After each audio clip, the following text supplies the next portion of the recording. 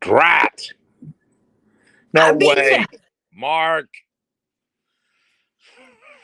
Look what I say. Phyllis is on the ball this morning. Whatever I was. Ooh. It was just a nanosecond, Phil.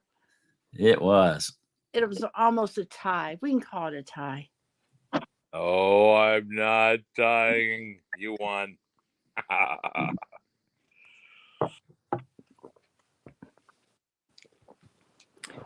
I asked Father to give me a little bit of a boost this morning. Yep, you got it. So I cheated. Well, you coffee too. Lou was finally not sleeping in until 10 o'clock. Hey, Levi, Josh, how you doing? Hey, guys. What's going on? But, needling me, so I had to, respond. Yeah.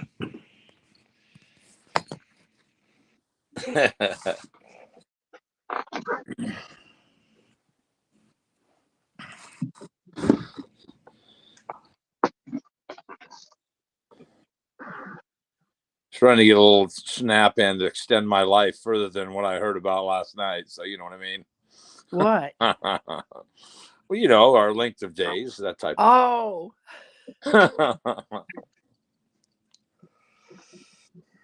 That was interesting. Not here. Oh, Phyllis just went off, everybody. Must have pressed the wrong button. How's everybody doing? Good? Great. On spring break this week, so I can get some rest. Yeah, I'm doing all right. We have some unusually warm weather out here in Ohio, so good. I'm enjoying it, getting some yard work done that I usually wouldn't get done till right May. So yeah, we were supposed to get a bunch of rain, but we only didn't even measure my rain gauge. So we're drowning over here. Really? Yeah. It won't stop raining. Gotcha. We're in Luke today, right? Yep. Gotcha. I gotta go make my wife coffee. She heard Lou makes you coffee every day, so now I have to. I'll be back.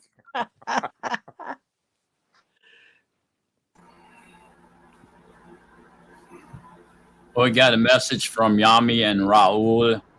They got out-of-town company in this weekend, and they probably won't be on, but they said they may be on later today.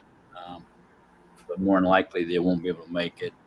They have out-of-town company, so they said they'll make up for it and watch it later if they don't get to come on today. Shabbat shalom. They will be missed. Shabbat shalom, Sharon and Ike. Hi.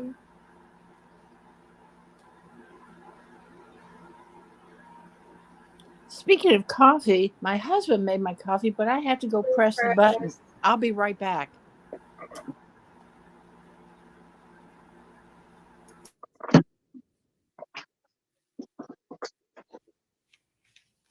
Hey, Sharon and Ike, where are you guys at? What state are you guys in?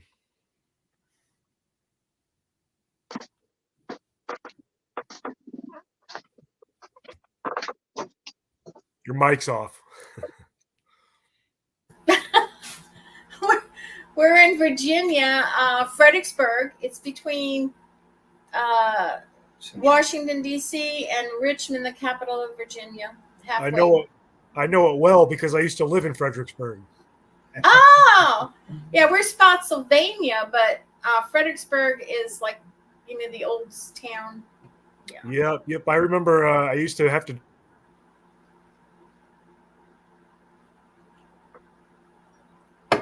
What happened? I don't know. It was like the worst, terrible traffic. Over there on 95, I guess. Yeah. We're about 15. We're about 15 minutes from 95. Yeah. Did the traffic ever get better? I used to work 12-hour shifts, and then I would have to sit in 2-hour traffic on the way home. So it'd be like a 16-hour day total, Yeah. It hasn't changed. I think we're frozen because like y'all aren't moving. Yeah, we're lagging or everybody's frozen. I'm good over here. Let me see. Should we come back in? Let me stop. Levi looks like he's frozen, but I just saw him blink, so he can't be.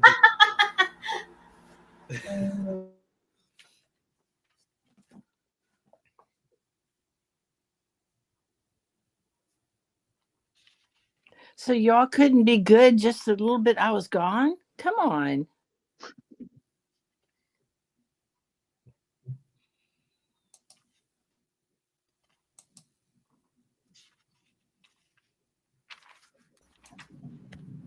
I'm gonna try. Let's see. Should we go out and come back in? No, I don't think it will help. I think it's Mark will probably have to do something. Well, Sharon, we see you just fine. Okay. I just don't know how. I mean, Do you not see everything? I see now. I just saw Josh move, but nobody else. Nothing else. It's freezing in and out. It's Okay. it's intermitting. Freeze. Yeah, mine's not freezing, but it's reloading, like it's refreshing the chat or whatever. I don't know why it's doing that. It's never done that before. So It might be our weather. It's raining here, so I don't think that would affect it. I think it's something. Well, just mute it. Sharon, now I see you, Phyllis, now. Sharon, didn't you say somebody was sharing your Wi-Fi? Well, we've always been the last on the road right here, and now we have people, built right next to us, and it was fine until they put something in on the road. I don't know what that is. It might have been a phone that was wired, the house phone, not a cell phone. So when they did that, the next thing we know is like I realized when they're on, they're pulling through somehow from us, because every time they get on, it's like they're pulling from us, and we're wireless. So I don't know how that's working. Well, you're not wireless to your house. They're pulling the signal. They're sharing the signal that's coming to your house, and then when it gets to your house, it splits off into Wi-Fi. So they're pulling from it before it gets to your house. And that happens. If there's a lot of people on at the same time, it will affect your service. Yeah. Well, we use our cell phone, our hotspots on our cell phone, and we transfer it to our TV. So we have no wires coming in. It's all wireless. No, the other people around you can't affect that. There's no way. Yeah, that's why I say maybe the weather has something to do with it. I don't know.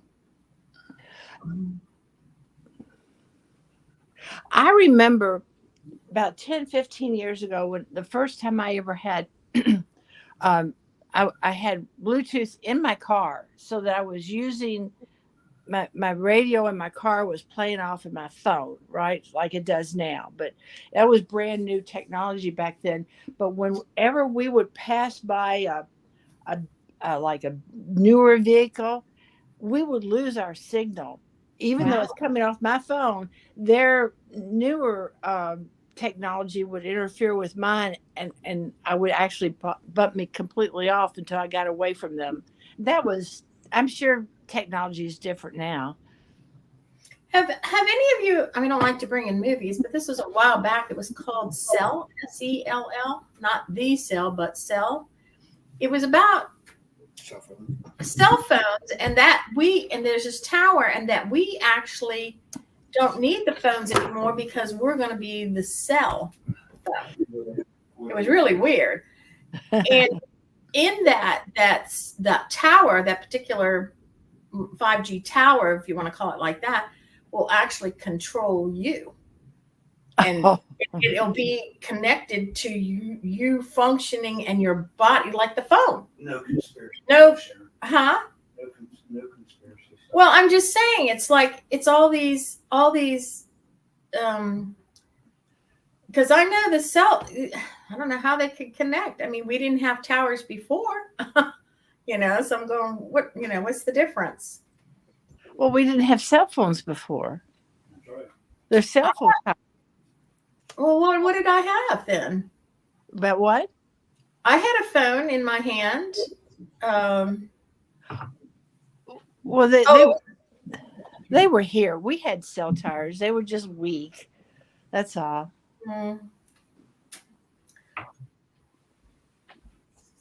But I just found that interesting how that all of a sudden they're gonna. Well, don't discount. Don't really? discount scientific technology that you see in movies, because we all remember Star Trek, and Star Trek. And that we're a living example of Star Trek right now. So Yes. just waiting for him to beam me up. Yes. Yes, Yahuwah. Bring us up.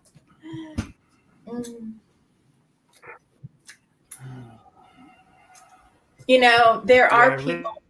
Go ahead, Josh. Whether even technology is going to exist in,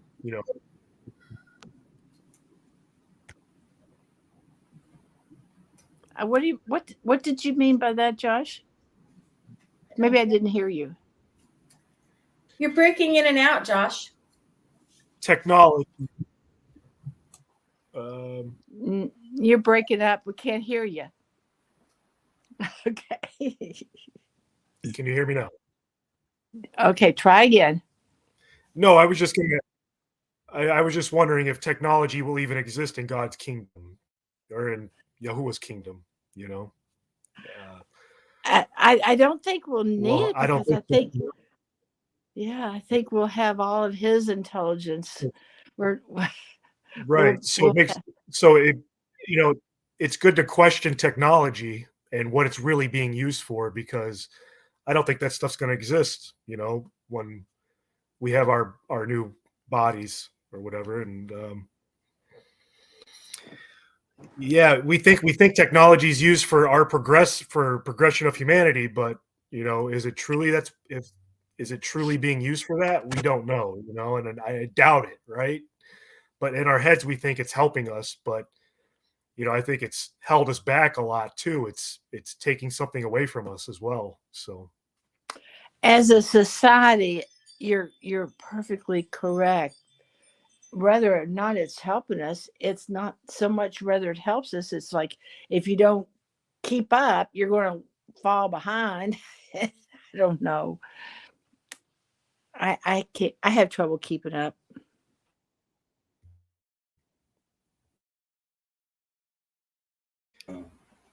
well, I mean, Yahuwah's got it all under control, but Do you ever wonder that Yah loves us and he wants to see, do we really want to count on him, or does mankind want to count on themselves and their own creation? I mean, thinking they create whatever they create. And he wants to see how far they'll go, and then how far they'll go as far as evil. Are you going to go as far as you can go evil, or are you going to come toward me and allow me to show you the way? I just find it interesting. It's all mankind. Then, they get all these awards and things like that. It's like they're the idol. They're the pride that they get when they create something. They have their reward, don't they? Yes, Phyllis. And I just find it funny how they keep on thinking they made something new. That's a really good point, Sharon. That's some deep insight. Yeah. And it seems really obvious on top, but I doubt very many people think of it that way. But yeah, that's a good point. We're digging our own hole to fall into.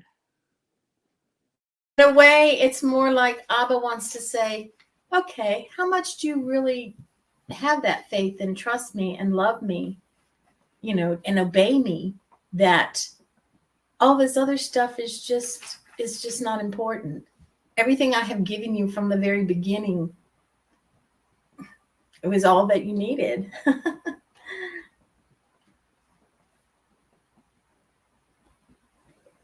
Yes, that's true. And I just think that there's the beast system that we don't know what it looks like, but I think it has been being built for the last however many years, 100 years or so. And I think it's all lining up, to all heading toward that beast system. And I think it's going to be all technology based. So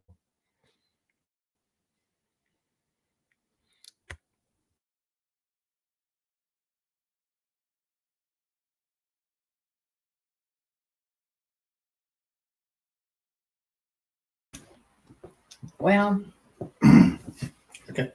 Go ahead, Ike. Is it? It's on. Oh, I'll probably be moving around a lot today because I'm not laying back on my sofa. So I don't know. Did they hear me? Probably not. Yeah, I was noticing I could see both of you equally. That's nice to be able to see both of you. Yeah. yeah, we don't hear just Ike's voice in the background, echoing, behind you. Disembodied voice from somewhere. I deny all bad things. Okay.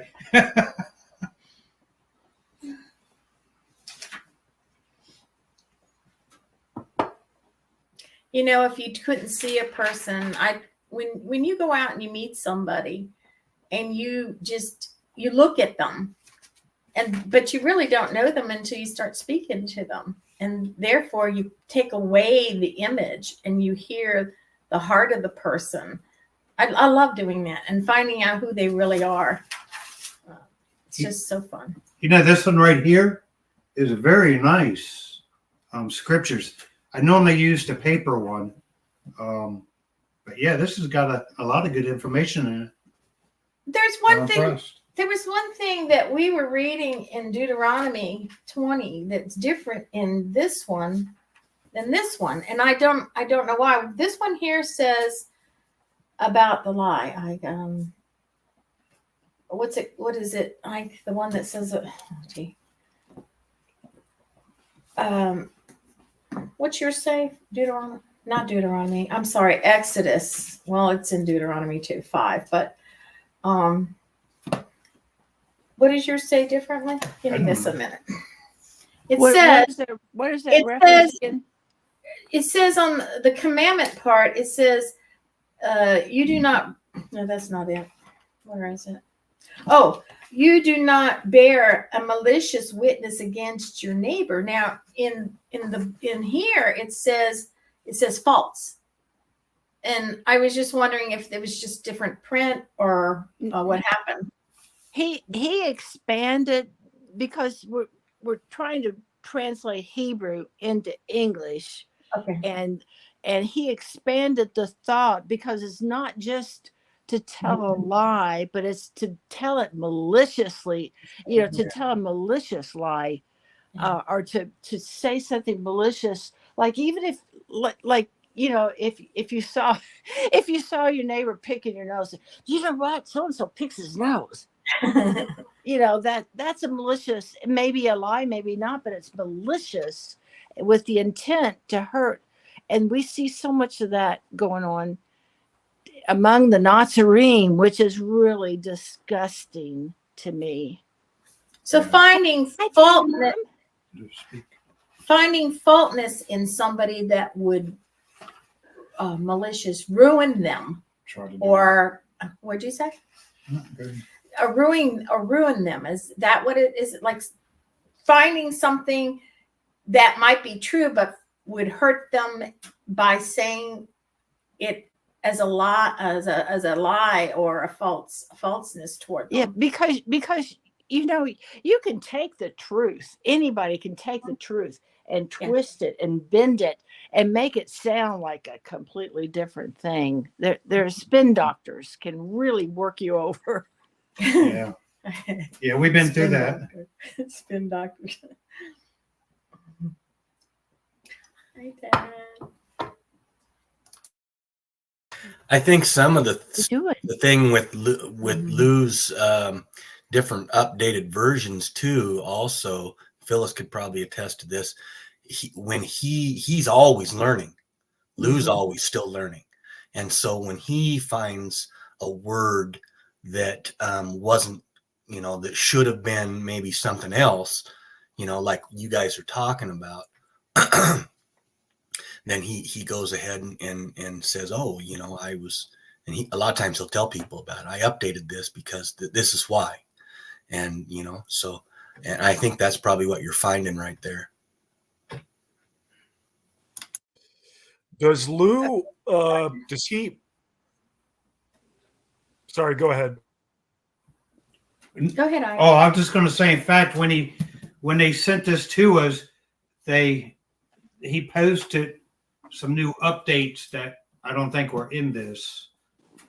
Yeah, those were things that he overlooked when he published it, and Yeah. other people let him know. And it was just things like not making something in bold that Yeah. should have been in bold.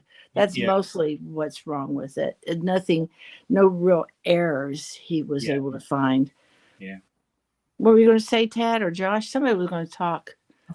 Oh, I was just going to ask, does Lou get the ebrith does he get this from a codex of some sort? Like, where does he get these ebrith words from? Where's he pulling these ebrith words from? Oh, he goes, I don't know what a codex is. He probably knows what a codex is, but he goes back to original Hebrews. Some of them are from the Dead Sea Scrolls even. Yeah, he searches everywhere. What I'm trying to figure out is how the words, because they sound a little bit different, like Elohim versus Elohim. Oh, that's because that's an example of what Tad was saying, is that when Lou learns more about Hebrew, he corrects himself, and everybody translate the aleph as an E, but it really is an A, and he's found several proofs of it in even modern Hebrew. It's an A, but for some reason everybody made that an E. Because like our tongue is going like away from the English to like the word, what's that word? Hakma. Now, is that the same? Is it the same in the language that Lou is bringing forth? I mean, how does it sound when you hear that word Hakma? Is it being spoken right? What word is that? What word? Hakma, wisdom. So say you're trying to hear, like, instead of Elohim, you're hearing Elohim. Okay, so I want to hear the word where he did that to change it over. I need to. Mine is hearing. I don't know if they can hear us because of all the noise. Just go ahead and mute it. Yeah, that's all just part of the stuff that we all have to unlearn. It's all a process when we keep running into that stuff. And the A and the E, there's Brother Lou right there. Yeah, there's Brother Lou right there. He can explain that better than I could probably. It's just the Masorettes, the traditionalists tried to hide the name through those what Lou calls the twiddly diddles, or the little marks that are those weren't even on the original Aramaic. So those were added. Wait. So and that was part of the conspiracy, if you will, to hide the name. Tad's supporting you. I just put up a video last night that has a lot of the explanation of the distortions, and it'll explain a whole lot. And of course, it extends to these kinds of things too. But we have the word, the written word, as Psalm 102, verse 18 explains, I mentioned that twice. This is written so that a generation that is in the future will praise Yah. And this is written down so that we'll be able to praise Him in His name. And it wouldn't be some other word that would be a blasphemous thing to do, to take His name out and put something else in there. But the letters themselves reveal the truth. And I'm watching you guys, by the way. But anyway, I'm hearing the questions, and you're going to put he puts the answers in the chat, not the private chat, but the group chat. Yeah, the group chat. So ask your questions, and he'll put them in the group chat. Yeah, I'll try to give you a real easy answer. The answers are easy. The questions are very good. I woke up last night. I woke up at the same time last night, and we watched that video you put up in the middle of the night. I mean, that's the way Yah works. Well, that's pretty cool. Yeah. And yeah, I'm just. Well, they want to know where you get your original Hebrew words from. The sound of the letters create words. Yes. See, that's what writing does. You assemble letters that have sound. She asked if you look on the codex or something. I don't know what a codex is. A codex is a book. It's bound. It's not a scroll. A sefer. This is the codex. See, it's pages. Only the Hebrew would be written backwards. So it would start at the back. Can they see that? Am I holding it right? I don't know. Can y'all see that? Yeah. This is written with Aramaic script. However, the Aramaic letters correspond to the ancient Hebrew, the ancient Hebrew. And that's what I use. It's I'm talking on my. Oh, okay. Well, I'm going to go back downstairs where I can sit, and I have to hold this up in the air.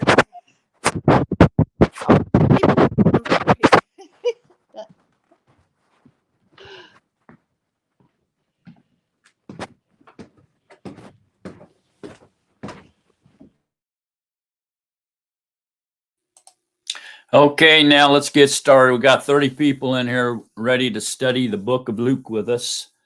And so we're going to get started. Okay, so Luke is the longest of the four witnesses. Luke is known as a Greek physician and a friend of Paul's, an acquaintance of Paul's and a friend of Paul's. There is some agreement here in Luke concerning the birth of the Messiah versus Matthew's version. There's the two out of the four witnesses speak of the birth of Yahusha, the Messiah, and Yehukanan and Mark doesn't mention it at all. So the two witnesses is Luke and Matthew. And although these two agree on some of the issues, such as Joseph and Mary, the stepdad and the mother of Yahusha, are both descendants of King Daud, and Mary's virgin birth and Yahusha being born in Bethlehem, but basically grew up in Nazareth, are some of the points that are agreeable between Luke and Matthew, but there's a whole lot of stuff that they're totally opposite of or in opposition of. And so it makes it kind of a big controversy on what's going on with Yahusha. And this is nothing to get real excited about, although they are in contrast in a lot of things. We'll get into some of that as we go through this, but I just really don't want to jump back and forth between Luke and Matthew. But when we do get to the book of Matthew, we can talk more about it. We'll talk somewhat about it, but I don't want to spend a whole lot of time on the controversy involved here between these two books. I don't know. Most of you probably know about it. Some of you may not. So Luke, being known as a Greek physician, is not really Greek. A lot of Christianity loves to picture him as a Gentile, a Hellenist possibly, but mostly as a Gentile. And it's just simply not true. Luke did grow up and live in the Dispersa into the Greek nation, but he came from a Hebrew lineage. So he was a Hebrew living in Greece. Him and his parents, he grew up there. That's why he was a physician from the schools of Greece. But then became a friend of Paul's and no doubt traveled around with Paul to some extent. So the name Luke basically means light. Luke is credited, and I believe there's proof of it as well, that he wrote the book of Luke and the book of Acts. He's the author of both. And if he is, that means he is responsible for about 28% of the Natsarim writings, the content of the Natsarim writings. Okay. We'll look at that here shortly. And so we're all on board with that Luke was the author of Acts, which when we studied Acts, we agreed that this wasn't the Acts of the Apostles as we're taught, but more so would be the Acts of the Ruach HaKodesh. Okay, let me let Kate in. Hi, Kate. Okay, so we'll get started here. I need a reader. Here in Luke, we'll notice as we read down through here that Mary's the one who stands out here in Luke, the mother of Yahusha. And in Matthew, the spotlight will shift over to Joseph, the stepfather, and he'd be the one that stands out in Matthew. But here in Luke, we're going to see that it's Mary who shines. Who wants to read?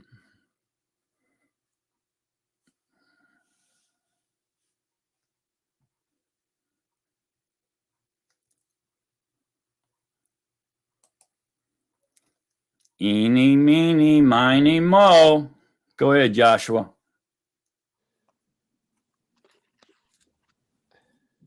I saw Phil almost got in there, but all right, okay. All right. Go ahead, Josh. I like your voice. Many have indeed taken in hand to set in order an account of the events completely confirmed among us, as those who from the beginning were eyewitnesses and servants of the word delivered them to us. I don't know if I read that right, but we'll continue. It seemed good to me as well, having followed up all these matters exactly from the beginning, to write to you an orderly account, most excellent Theophilus, that you might know the certainty of the words which you were taught. Okay, hang on a minute. There was in the... Hold on a minute. Okay, so here Luke is telling us here that and those who from the beginning were eyewitnesses and servants of the word delivered them to us, that he's not an eyewitness. So everything that he's writing down is secondhand and third-hand material.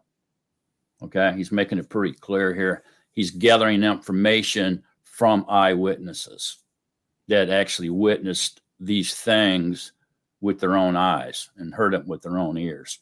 But he wasn't one of them. He's just gathering the information. So he's kind of like an investigator here, and he's been hired by this man called Theophilus to investigate these matters that he has been taught and heard about Yahusha and what happened. Okay. And so Luke is a hire of this man to investigate these things and write them down and to deliver the findings to him. Okay. And if we look over to Acts 1 very quickly,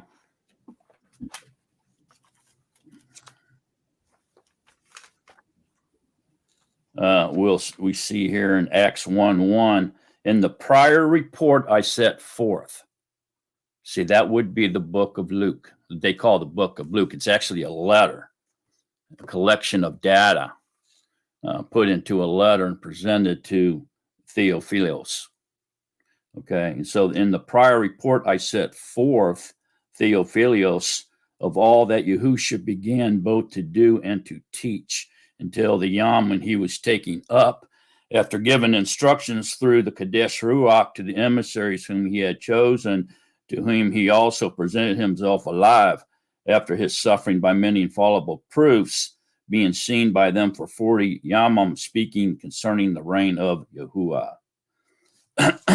So here we can see the connection now between Luke, the salutation in Luke, the letter, and the salutation in Acts, the Acts of the Ruach HaKodesh,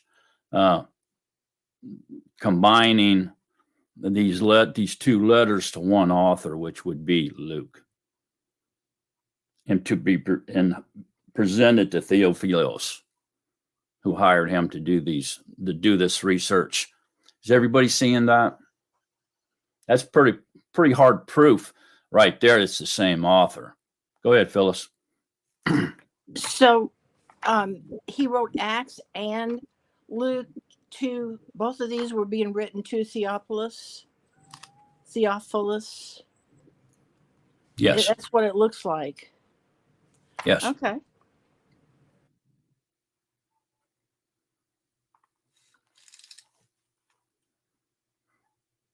So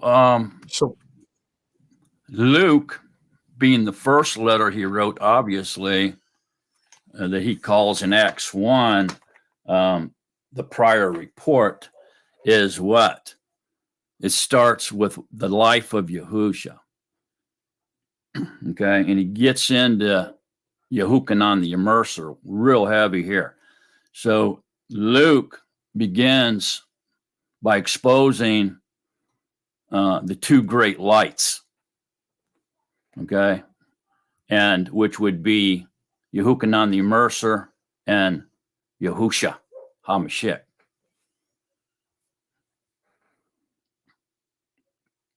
Okay, and it goes into the life of Yahusha. When you get over to Acts, what happens? Well, that's the Acts of the Ruach HaKodesh, meaning after the death and ascension of Yahusha. That's why there's two of them. So his report about Yahusha while he walked on the earth, and then he reports what happened after Yahusha died and ascended into Acts, what he did afterwards. And when he came back as the Paracleta. Everybody saying that? That's why there's two reports here. To the same man, Theophilus, who was the man that was funding this adventure and had hired Luke to do this research and investigation. Because he wanted to know if everything that he had heard and was taught was true.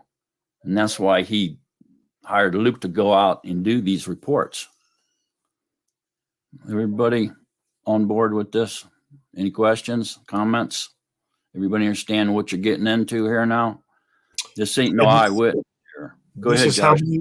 This is how many years after Yahusha's ascension? Luke? Oh, Yeah. when he wrote it? Yeah. Went out and investigated it? Oh, I don't know. 20 to 40? but very close after. This is not like. It was close enough that Luke was not an eyewitness to these things, but he talked to the eyewitnesses. So the eyewitnesses were still alive when he went out and gathered this information. That's who he got the information from. So all those that witnessed these things were still alive. So it couldn't have been hundreds of years later, right? Go ahead, Phyllis. Does it seem reading this to you that Luke has the Ruach inside of him? Or is he just being a reporter? Or does he care? Well, being a friend of Paul and a traveling partner of Paul, and being intelligent as he was, because he was a physician, and obviously he was well educated by reading his writings, you can tell that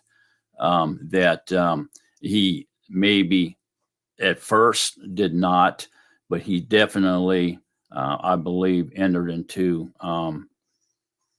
a relationship with Yahuwah and received the Ruach HaKodesh by Paul, just by running around with Paul. It highly suggests that he would have the Ruach. I mean, did Paul have the Ruach? He absolutely did. And so, yeah, obviously Luke did too.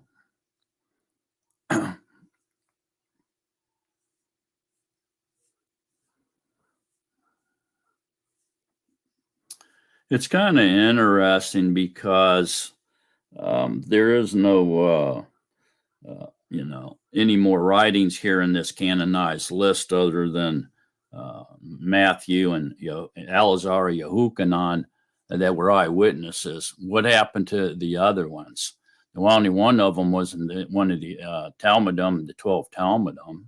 Eleazar was not, although he hung around with them all the time. He was there. And so what happened to the other 11? I mean, even Judas was replaced, right? And so what happened to all the other 11 accounts that we know were written? Because Scripture says they all wrote down their memoirs as they traveled with Yahusha. What happened to them? Where are they at? They're not provided to us in this canonized list.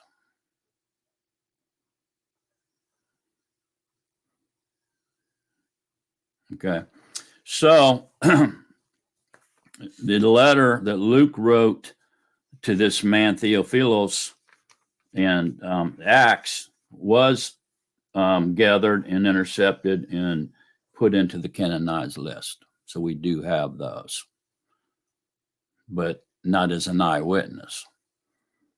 Inspired by the Ruach HaKodesh, most certainly.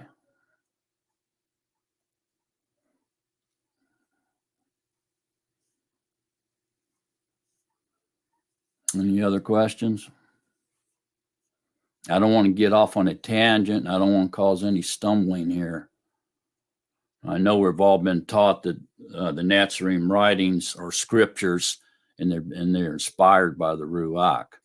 And I think I'll just leave it right there for now. Any questions or comments? There's a whole big world out there of knowledge of Yahuwah that most of us haven't heard about.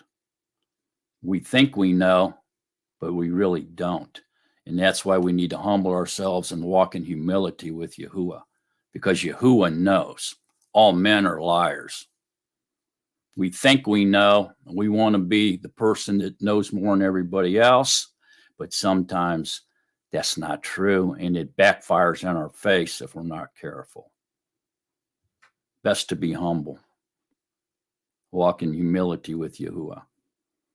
Keep this thing here closed and keep these two things here open. That's your best bet. That's why you got 2 ears and 1 mouth, so you can listen twice as much as you speak.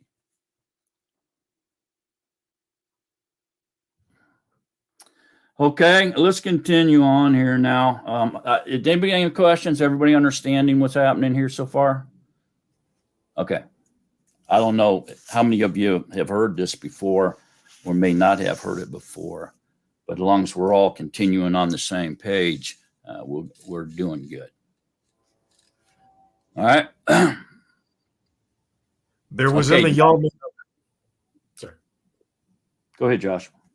There was in the Yamen of Herod, the sovereign of Yehuda, a certain priest named Zachariah of the order of Abiyah, and his Asha was of the daughters of Aaron, and her name was Elisheba. Okay, hang on a minute. Hold on. Okay, so see this in the days of Herod. Matthew never mentions Herod. King Herod is never mentioned in Matthew's account. So this is only found in Luke. Okay. There's a certain priest, which would be one of the temple priests here named Zachariah, and he's in the order of Abiyah, and his Asha was of the daughters of Aaron, and her name was Elisheba or Elizabeth. Okay. This is proof that these priests were allowed to marry. Okay. So any rumor out there or misinformation that you're being taught that the priests of the temple were not allowed to marry is false. Go ahead, Tad. I don't mean to interrupt. I just had a question about what you said about Herod. You said that Herod wasn't mentioned in the book of Matthew? Correct. Because I'm looking at the book of Matthew and it mentions King Herod. His son. Oh, Herod the sovereign? Yeah, his son. Okay.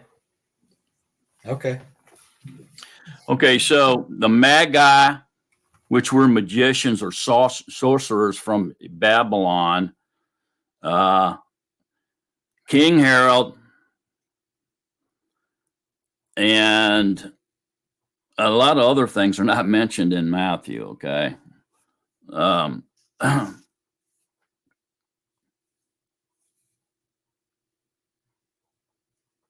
Luke does not mention the Magi or King Herod or the slaughter of the children in Bethlehem or even the flight to Egypt. It's not mentioned here in Luke. You're not going to hear any of that in here.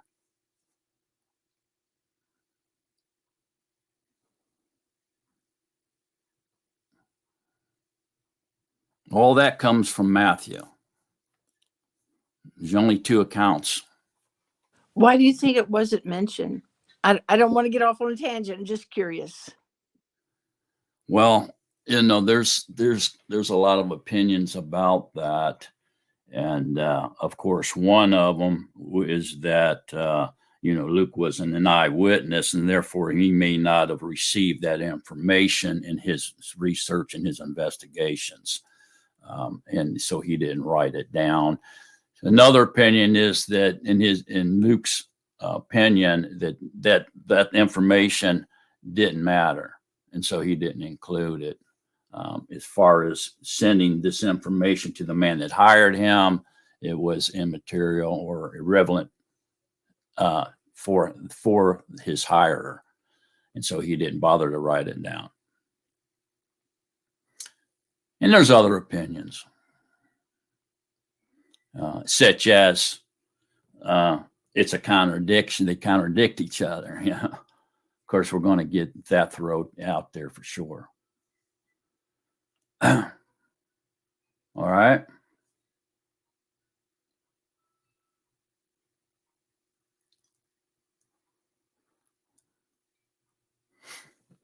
Anybody else?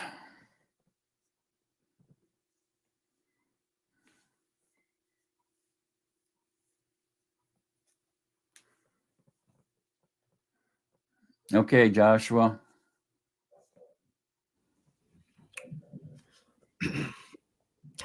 Starting at 6. And they were both righteous before Elohim, blamelessly walking in all the commands and righteousness of Yahuwah. Okay, hold on. What does that mean?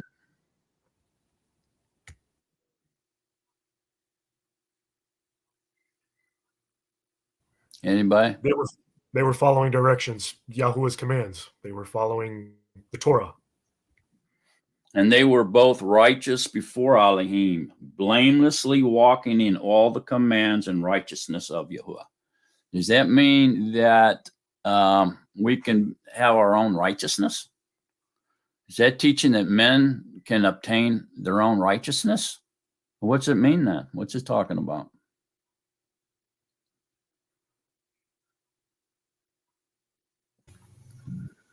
That Yahuwah gave them the power to walk in all righteousness before them and everything that they would need to serve him in the way that he wants them to serve him.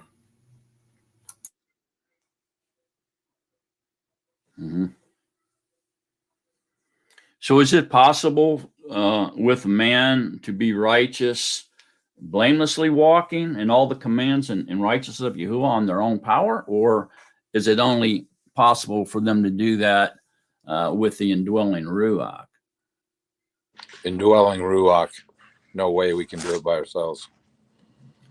Okay, so since this was before the death and ascension of Yahusha, was the Ruach HaKodesh indwelling these folks, these two people?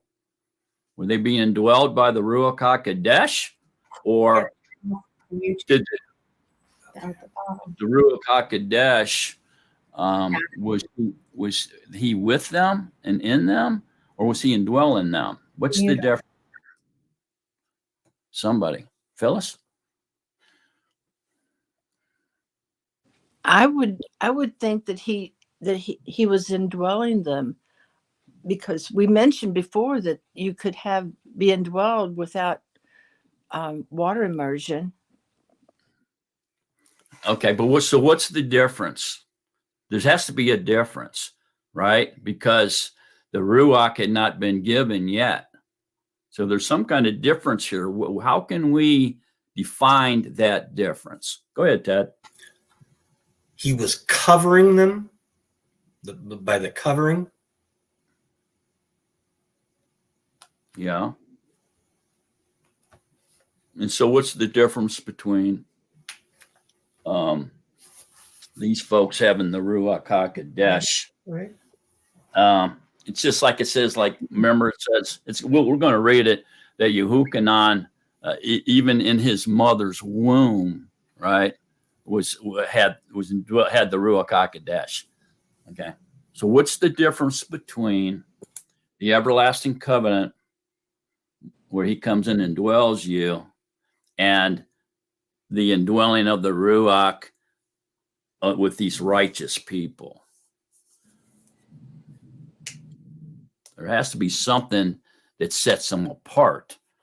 He set them apart. They were born to be set apart examples for everybody, not on their own accord. They just were that way. He created them for that job. That's true. That's true. From that mother's womb. I'm sorry, I didn't mean to interrupt you, but I was just, that thought came out before. Sorry, Mark. No, that's true. But what is the defining factor between these people and someone who has entered into the everlasting covenant, which only happened after Yahusha's death and ascension? Right? Because he came back and immersed them in the Ruach HaKodesh after his ascension, not before. He walked on the earth 40 days before he ascended. And then after he ascended, then he came back and he immersed the 120 in the upper chamber with the Ruach HaKodesh. What's the difference, man, between this before his death, actually even before his birth, and after his ascension? What is it? There has to be something. Somebody. We should know this. We've been over this before. They were chosen?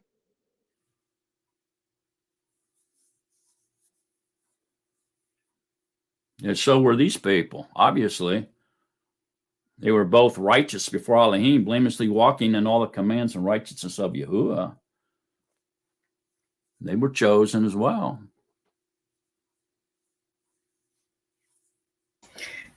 Mark, is it the blood? No. Well, sort of, but not really. Without the blood, there would not be a renewed covenant. That's what I mean, Sharon.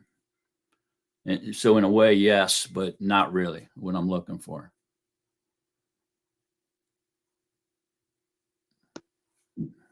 Is it because the lineage of the line of Aharon? No. Can you restate the question again? What is the difference between the people here that had the Ruach HaKodesh before the birth of Yahusha and those who are in the everlasting covenant where he indwells them and they enter into everlasting covenant, the renewed covenant? There can't be a difference. The Ruach is the Ruach. I can't get what you're looking for. Because of the death of Yahusha, it was a generation of the new covenant. But Yahuwah established the old covenant. He chose who he wanted to choose. I don't know. I'm just thinking out loud. Were these people were they not in existence under the old covenant? Yeah, they were. The renewed covenant doesn't start till after his death and ascension. So what's making the difference here? What's the difference? You're real close to it, Phil.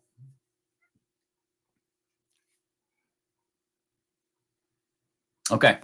So what happens at our water immersion?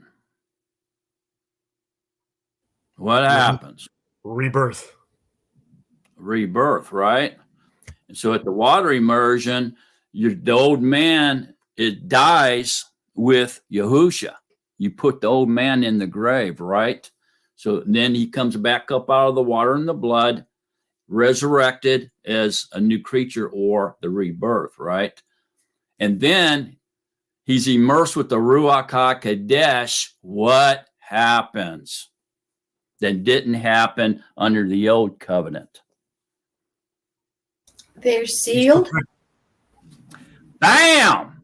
They're sealed with the Ruach HaKodesh for the day of redemption. That's what happens. That's a big difference. In other words, sin can't touch them, cannot penetrate the Ruach and get to the new creature, protected by Yahuwah. So these people have to keep killing lambs and goats. Yeah, they're still under the old covenant. That's right. Correct. Okay. I'm glad we finally made it through that. So that's the difference. These people are still under the old covenant. Yahusha came under the old covenant.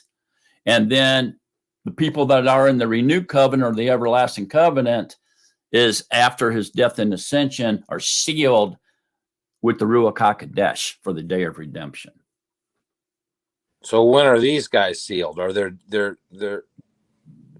Yahuwah's prerogative? He just does, or you know what I mean? They're not sealed, right?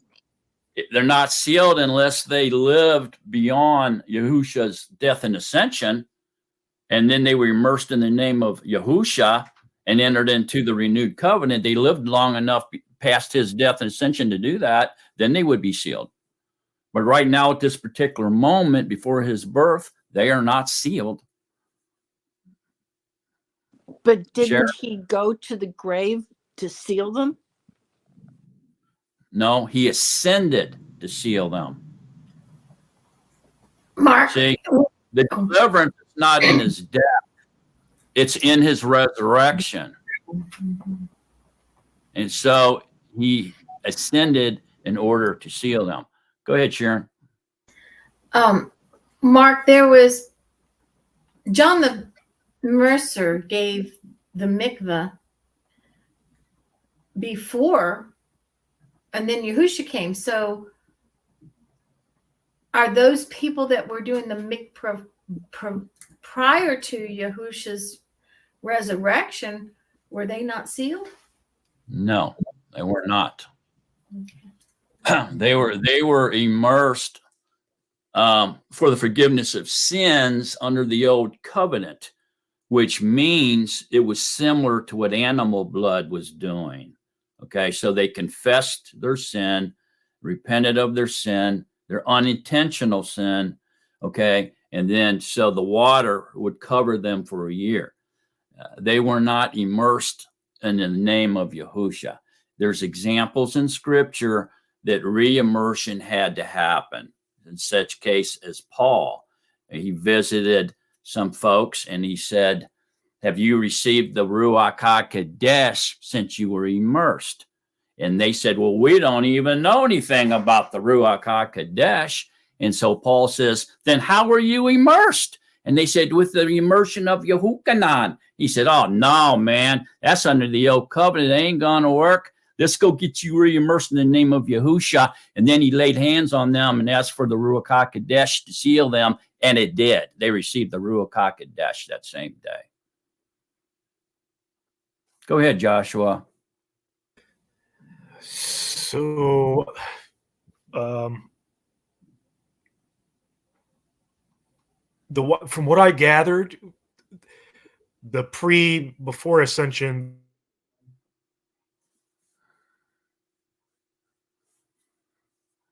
was for atonement. So water meant purification. The blood was for atonement, which is why Yahusha bled. He bled blood and water when he was poked with a spear after, and water and blood came out of him. There was a change in what the water immersion was. Okay. So before, the water immersion was for purification purposes, to allow them to participate in Yahuwah's appointed times, as an example. Okay.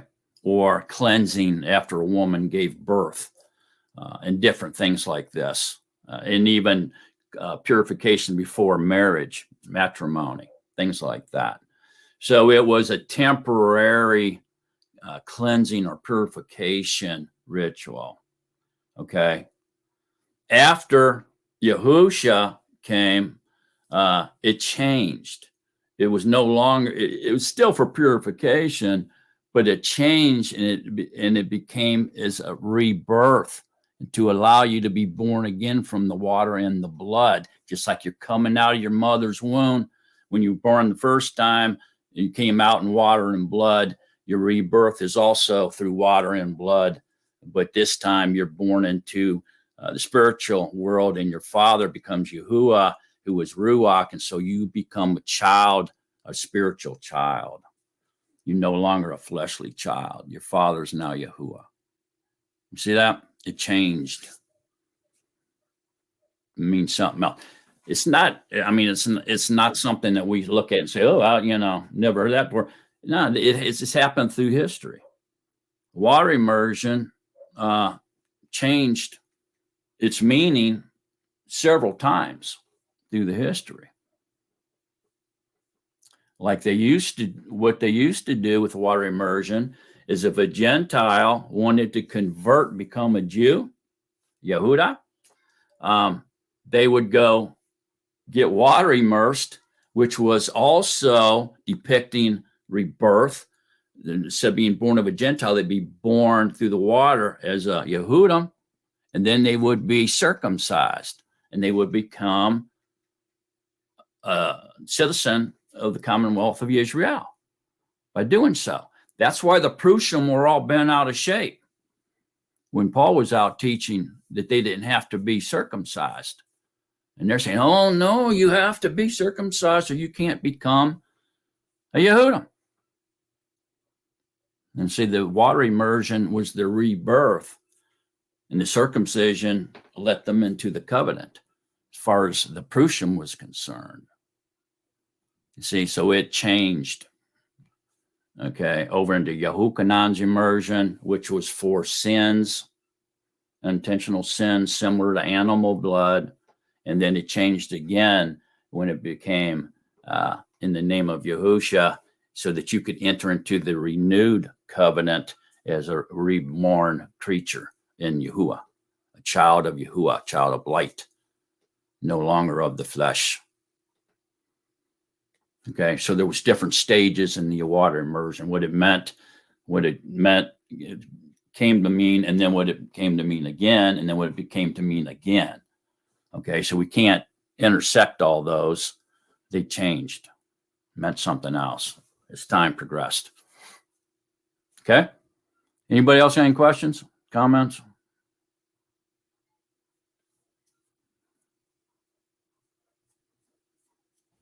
Okay, let's go then, Joshua. 7. And they had no child because Elisheba was barren, and both were advanced in years. And it came to be that while he was serving as priest before Elohim in the order of his division, according to the manner of the Kohanim, he was chosen by Lot to burn incense when he went into the Mishkan of Yahuwah. And the entire throng of people was praying outside at the hour of incense. And a messenger of Yahuwah appeared to him, standing on the right side of the altar of incense. And when Zachariah saw, he was troubled, and fear fell upon him. But the messenger said to him, "Do not fear, Zachariah, for your prayer is heard, and your Asha Elisheba shall bear you a son, and you shall call his name Yahukanan. And you shall have joy and gladness, and many shall rejoice at his birth. For he shall be great before Yahuwah, and shall drink no wine and strong drink at all. And he shall be filled with the Ruach HaKodesh, even from his mother's womb. And he shall turn away many of the children of Yisrael to Yahuwah their Elohim. And he shall go before him in the Ruach and power of Eliyahu, to turn the hearts of the fathers to the children, and the disobedient to the insight of the righteous, to make ready a people prepared for Yahuwah." Okay, hang on a minute now. All right. Okay, so here, what's this remind you of, first of all? Here's these old priestly man and his wife are barren. She's barren. And all of a sudden, his messenger comes and says, "You're going to have a child." What's this kind of remind you of? Mary and Joseph. Abraham, and Sarah. That's what I was going to say. Oh, yeah. So it's kind of the same type of situation here, isn't it? And so Yahuwah uses these things that seem to be impossible in order to show his esteem, and his power. Okay, it doesn't change much here. So again, we see that he was filled with the Ruach HaKodesh even from his mother's womb. And we already went over that.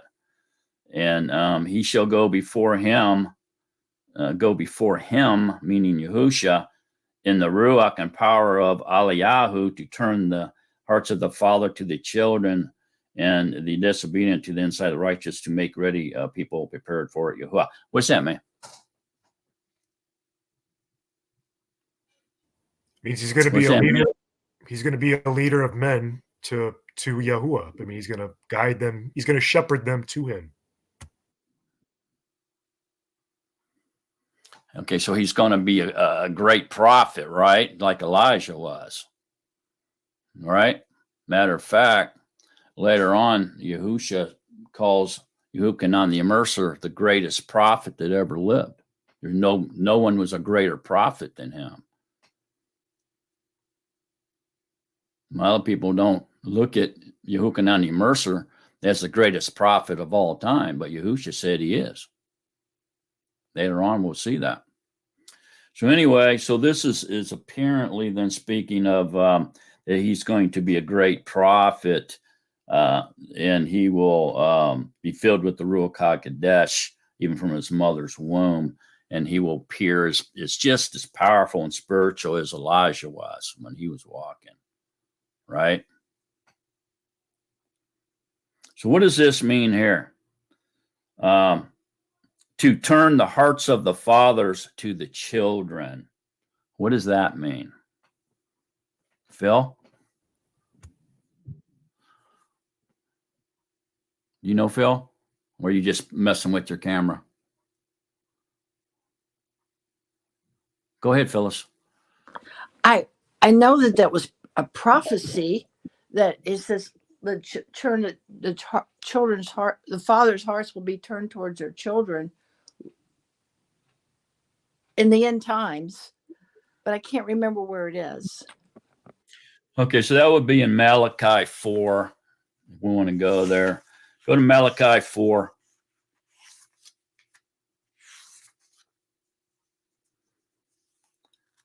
So verses 5 and 6 says, "See, I am sending you Aliyah, the prophet, before the coming of the great and awesome Yom of Yahuwah. And he shall turn the hearts of the fathers to the children, and the hearts of the children to their fathers, lest I come and smite the rest with utter destruction." So what does that mean?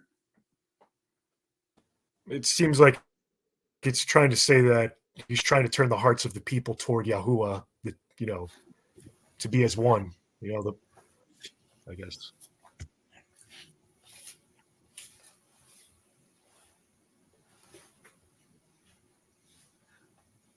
Anybody else? Turn the hearts of the fathers to the children, and the hearts of the children to their fathers.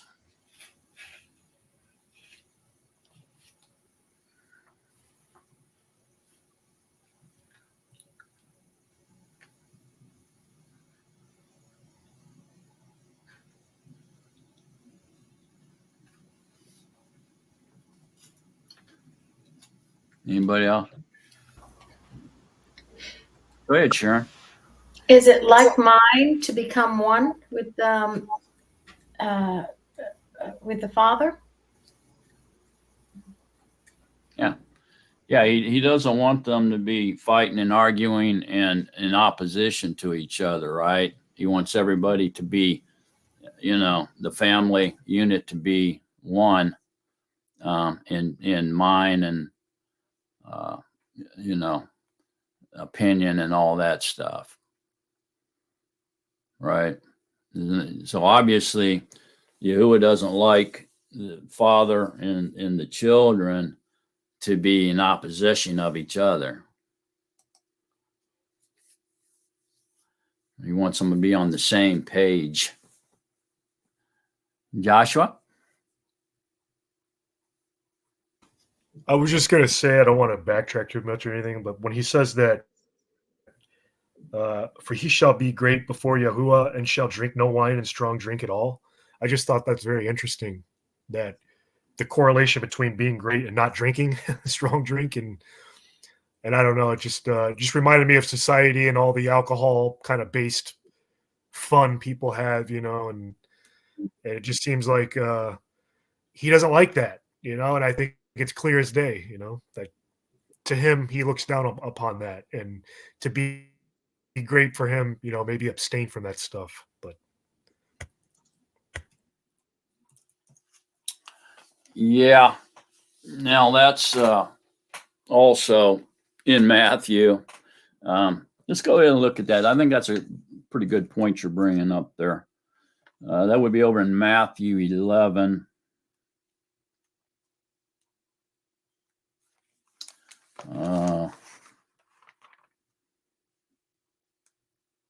Yeah, it's in 18. Matthew 11:18.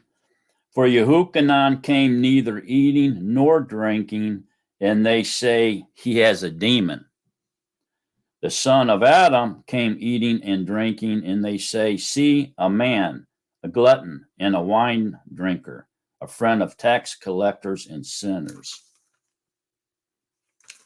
And wisdom was declared right by her works. All right, so what does that mean now, Joshua?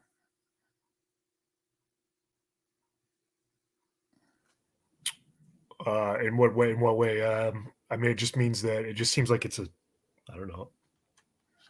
seems like it's sinful behavior because it's associated with gluttony.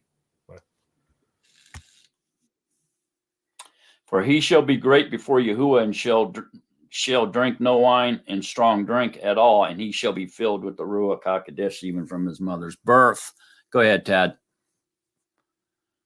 If I remember correctly, and I don't mean to go off on a tangent, but this seems like, to me, it's part of the oath of the Nazir, where they take, kind of like Samson, and they no strong drink, and they don't cut their hair, and do you know what I'm talking about, Mark?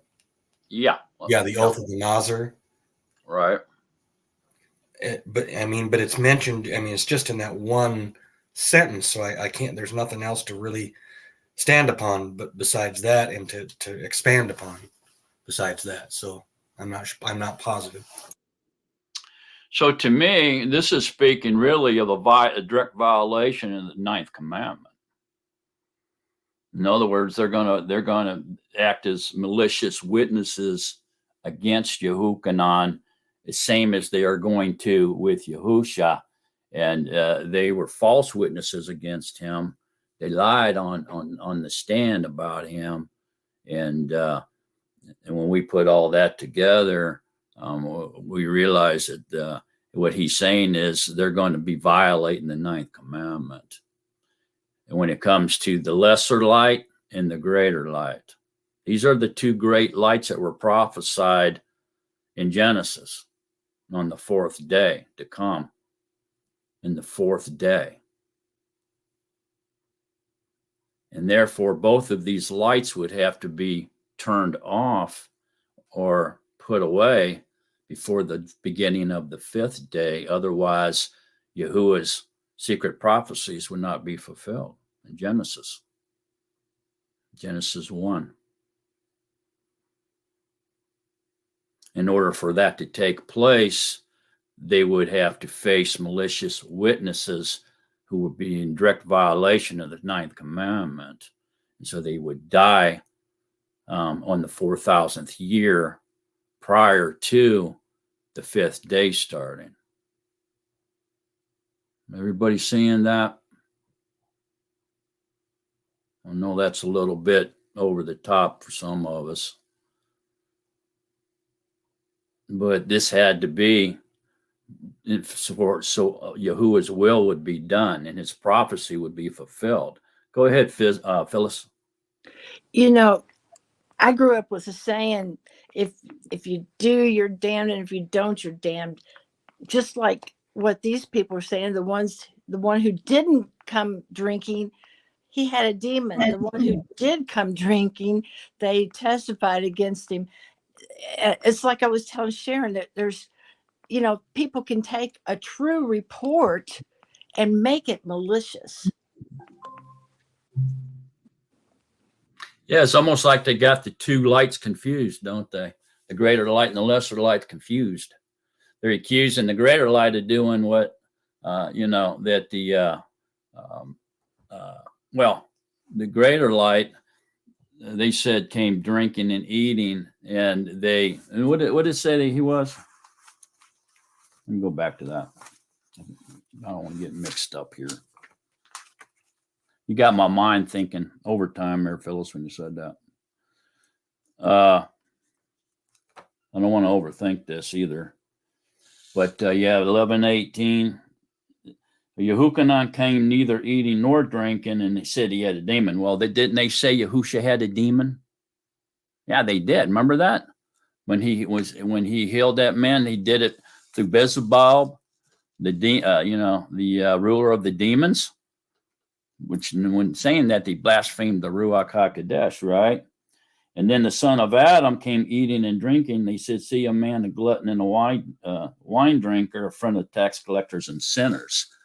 And so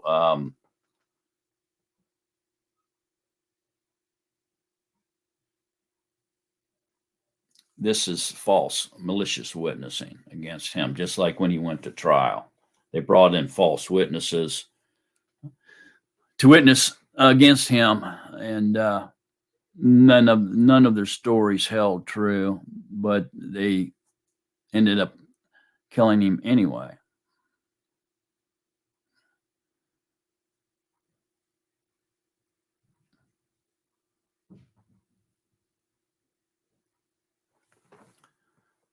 Any comments or questions after this at this point?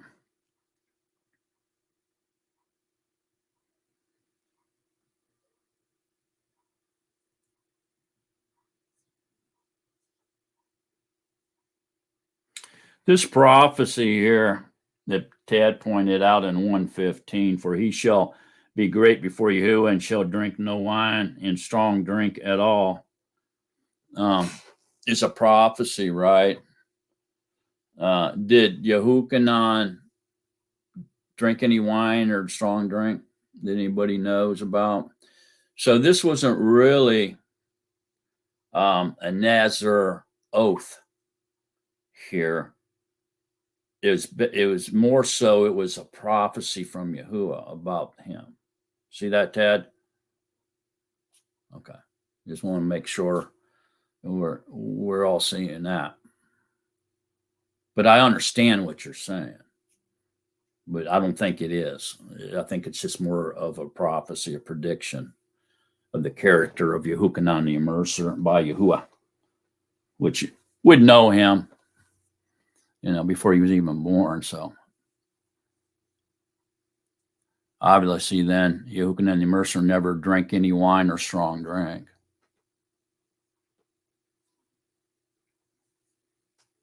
Did Yahusha? Did Yahusha drink wine? He did? Where's it say that? I've never found it in scripture where it says that Yahusha drank wine. Where's that at? When he offered the cup to his, he didn't drink, did he? He just passed it on.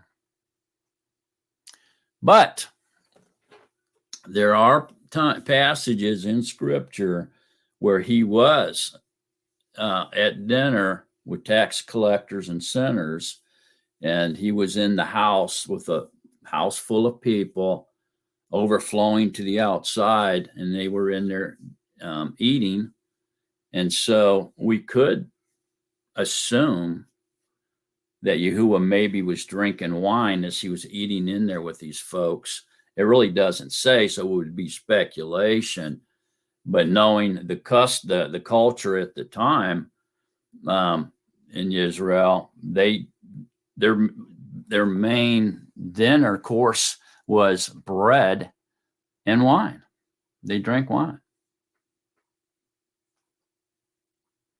It's all they really had to drink, wasn't it? I mean, I'm sure they had goat's milk and whatnot, but wine and water was pretty much on the menu.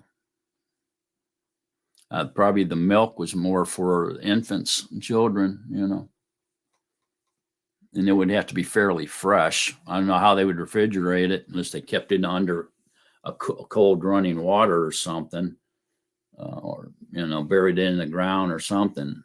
How would they keep it preserved for a long period of time? They wouldn't be able to.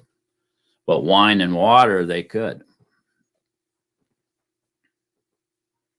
Yeah, he didn't drink any wine at that wedding feast. It doesn't say he did.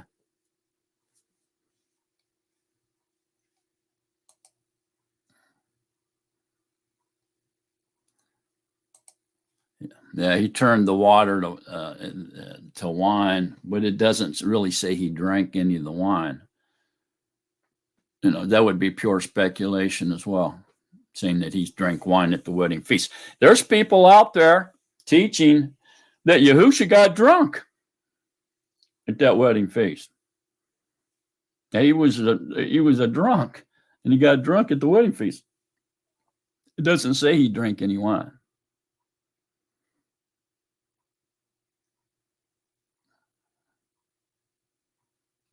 You can find where Yahuwah drank wine in scripture, let me know, because I've searched and searched and searched, and I cannot find anywhere it says Yahusha drank wine. But he does say that he came eating and drinking.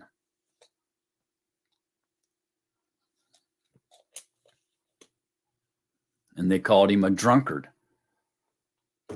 and a glutton, because he was sitting down at the dinner of taxpayers and sinners.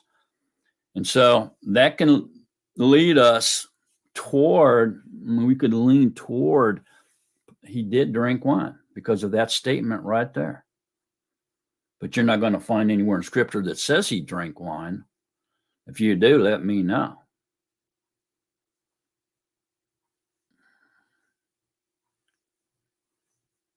All right, everybody, any questions or comments?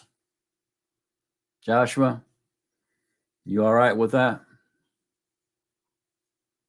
Okay, let's continue on then. 18. And Zachariah said to the messenger, by what shall I know this? For I am old, and my Asha advanced in years. And the messenger answering said to him, I am Gabriel, who stands in the presence of Elohim, and was sent to speak to you and announce to you this Besorah. But see, you shall be silent and unable to speak until the day this takes place, because you did not believe my words, which shall be concluded in their appointed time. And the people waited for Zechariah and marveled at his delay in the Mishkan. And when he came out, he was unable to speak to them, and they recognized that he had seen a vision in the Mishkan, for he was beckoning to them and remained dumb. Okay, hang on a minute. Okay, so first of all, here in Luke, it names the messenger that came in to the temple and brought this message that he was going to have a son or a child. And it doesn't mention that in Matthew, but it does here that his name was Gabriel. And he's announcing that they're going to have a child. But he's going to be silent and unable to speak until the day this happens, because you did not believe my words, which shall be concluded in their appointed time. Okay, so why was Zechariah made to where he couldn't speak? What was the meaning behind this, other than he didn't believe the messenger's message? What was the purpose in making him where he couldn't speak? Go ahead, Phyllis. It was a sign to him and the people that what happened to him was not just his imagination. Yeah.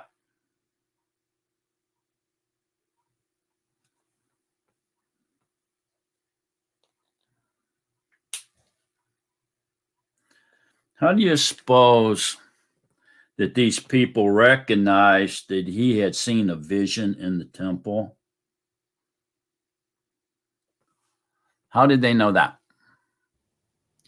Because he looked completely different than what he normally did. Or he came out in a different way, than he was before. He was changed. Mm-hmm. So he kind of came out in a state of shock, more or less. And he was motioning to him and just going crazy, but he couldn't talk. So what do you think the purpose was of not allowing him to speak? What was the purpose behind that, other than punishment because he didn't believe the message? Go ahead, Phyllis. Oh, go ahead, I'm Sharon. sorry, I was just thinking. Go ahead, Ike. Okay. So nobody could say that he was making it up, and that when he opened his mouth, that would be fulfilled. Okay, so so it was for a sign, basically, right?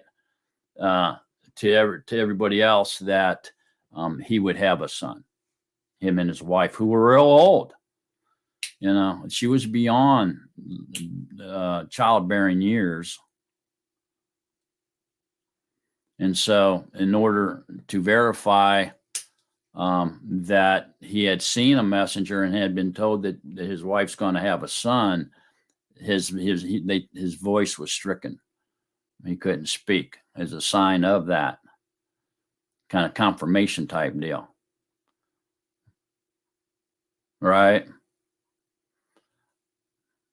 So it was a sign given for the others that they had received a message from Yahuwah through a messenger. All right. Any questions or comments? How would you like to have that happen to you? You take away your voice for 9 months or 12 months, whatever it was. You couldn't talk. Wouldn't that be crazy? Especially just right after having seen a sign like that. And having to be have held it in. Yeah. Yeah, wow. Yeah, that would be rough.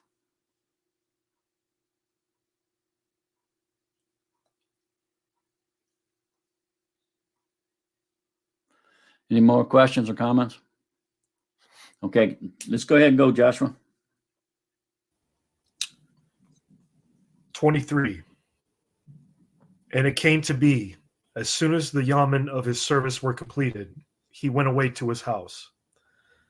And after those yamen, his Asha Alasheba conceived, and she hid herself 5 months, saying, Yahuwah has done this for me in the yamen when he looked upon me, to take away my reproach among men. What's that mean? Take away my reproach among men. What does that mean? Fellas? Being barren was considered a curse from Yahuwah. Mm-hmm. Right.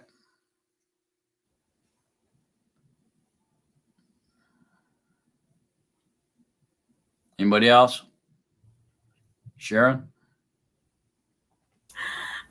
It was the same as Phyllis, but it's a gift and a miracle that when a child comes. So to take away my reproach among men, would that mean like take away my embarrassment, my all the teasing and pointing fingers and whispering about her being barren, her embarrassment, her all the neighbors would quit speaking maliciously about her. So why do you think she hid for 5 months?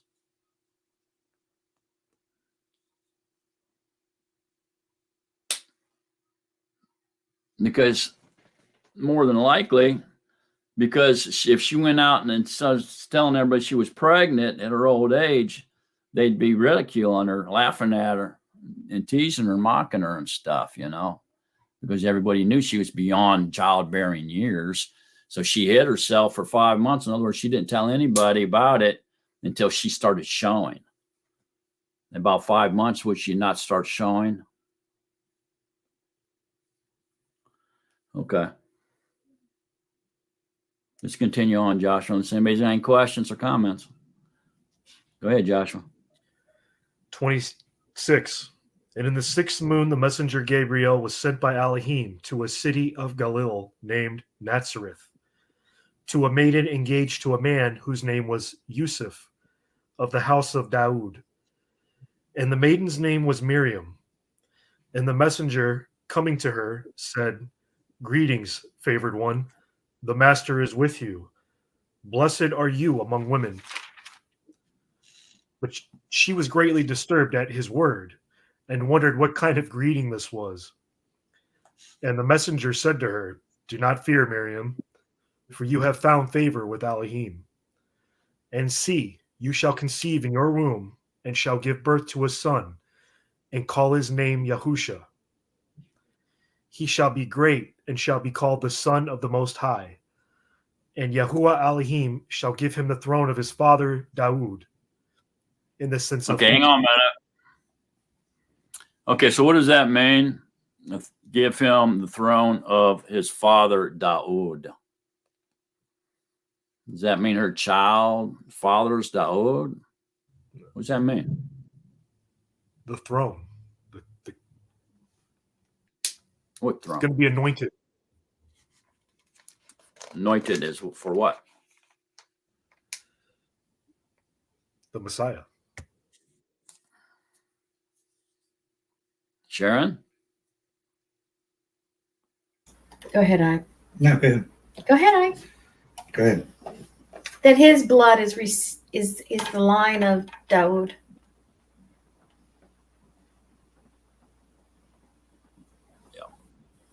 So for his line to be in the line or lineage of Dawood, where's that have to be coming from?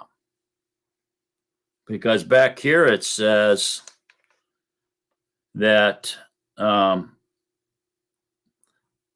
maiden engaged to a man or betrothed to a man whose name was Joseph of the house of Dawood. So in order for this baby to come from the lineage of Dawood, how so? Was Joseph his father? Was he? No, he was the stepfather. By law, he was his father after he married the mother. Okay, but at this point, he was nothing. And so it couldn't be his lineage, although scripture says that Joseph is from the line of Dawood. So where's this coming from, this lineage? He shall give him the throne of his father Dawood. Ted? It's got to come through Miriam, obviously. Bam. Obviously. So then we know that Joseph, the stepfather of Yahusha, and his mother Miriam both has to come from the line of Dawood in order for the son, this child, to be given the throne of his father Dawood. That's why you ever seen scripture, they call him the son of David all the time. They call him the son of Dawood because he comes from that lineage through Miriam.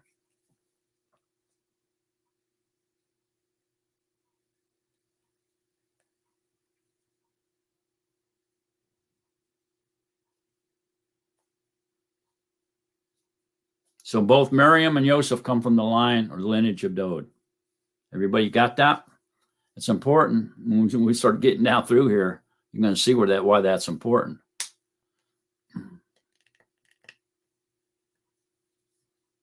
Is Dawood come through the priestly line? I don't think so. I don't think he comes from the priestly line. That was only No, he does not. So Yahusha comes through the line genealogy of Dawood, means he ain't coming through the Levite line. So what line is he coming through in order to achieve or be given priestly status? Actually, the high priest. Go ahead, Tad. Yehuda. It's coming from the tribe of Yehuda.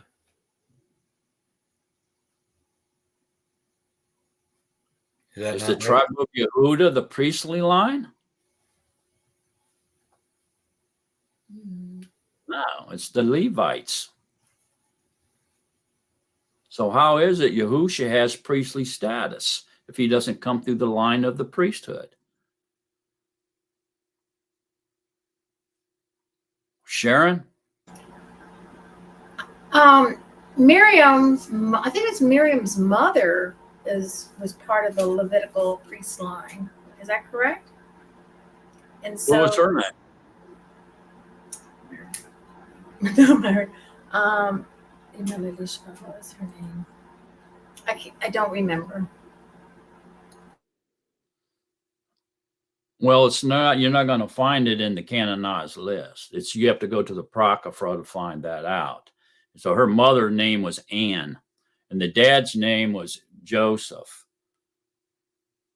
Miriam's. Okay. Obviously, the father had to come through the line of David because Miriam is from the line of David. The mother, it doesn't really say, but if I recall, and I may be wrong on this, is I think she was from the tribe of Yehuda as well. Is Bethlehem the city of David in Yehuda, or is it somewhere else? Is it? Is Bethlehem, otherwise known as the city of David in Yehuda? Somebody.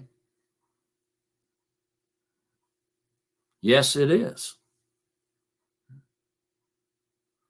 But this is not the priestly line. It's the Levites. It's the priestly line through Aaron. Okay, so the point here is that we can see why Yahusha is anointed with kingship through the throne of his father Daud. He's anointed as a king. They anointed kings and they anointed priests. So where and how is Yahusha being given the right as the high priest of Israel, the master of Israel, the Because priest he's status? Yahuwah. Okay, but under what line? It ain't the Levites. Is there another priestly line? Okay. Sharon? Go ahead, Ike. No, No, why don't you speak? the Melchizedek priest line. Melchizedek priest line. Who's Melchizedek? Yahuwah. He's the first, and then through Adam and onward. I mean, at that time, I mean, well, wasn't John the Baptist or the whatever? Wasn't he actually the high Melchizedek priest then? He wasn't? Okay. Oh, I thought he's Levitical. No, but he would come through the Levitical priest line because his father was a priest. You couldn't be a priest unless you were from the Levitical priest line. So Melchizedek was Yahusha. That's why Abraham gave 10% to him and bowed down to him. He's the high priest. Okay, so that's how Yahusha picks up his priestly status here. Although he's not from the Leviticus priest line, but he is from the throne of his father Daud, which makes him the anointed king and the anointed high priest. Okay? All right. Any other questions on that or comments? Everybody following along here? All right, Joshua, let's go. 33. And he shall reign over the house of Jacob forever, and there shall be no end to his reign. And Miriam said to the messenger, how shall this be, since I do not know a man? And the messenger answering said to her, the Ruach HaKodesh shall come upon you, and the power of the Most High shall overshadow you. And for that reason, the set apart one born of you shall be called Son of Elohim. And see, Elisheba, your relative, she has also conceived a son in her old age. And this is now the 6th month to her who was called barren, because with Elohim no matter shall be impossible. And Miriam said, see the female servant of Yahuwah. Let it be to me according to your word. And the messenger went away from her. Okay, hang on. Hold up. Okay, so here where the Ruach HaKodesh shall come upon you, and the power of the Most High shall overshadow you. Okay. What's the seed of Yahuwah? Is the seed of Yahuwah human sperm? Or does Yahuwah have sperm? Did he have intercourse with Miriam? or did he just put sperm in her womb? What's the seed of Yahuwah? The Ruach HaKodesh. The Ruach HaKodesh. So he put the Ruach HaKodesh in her womb. He sent him into her womb, okay? Which would be who? Sent who? Yahusha. Yahusha, which is who? Yahuwah. Abba. No, Yahuwah. no. The spirit of the Ruach HaKodesh was. The Ruach HaKodesh, the Father, it says, overshadowed her. And for that reason, it said, apart one born of you shall be called the son of Elohim.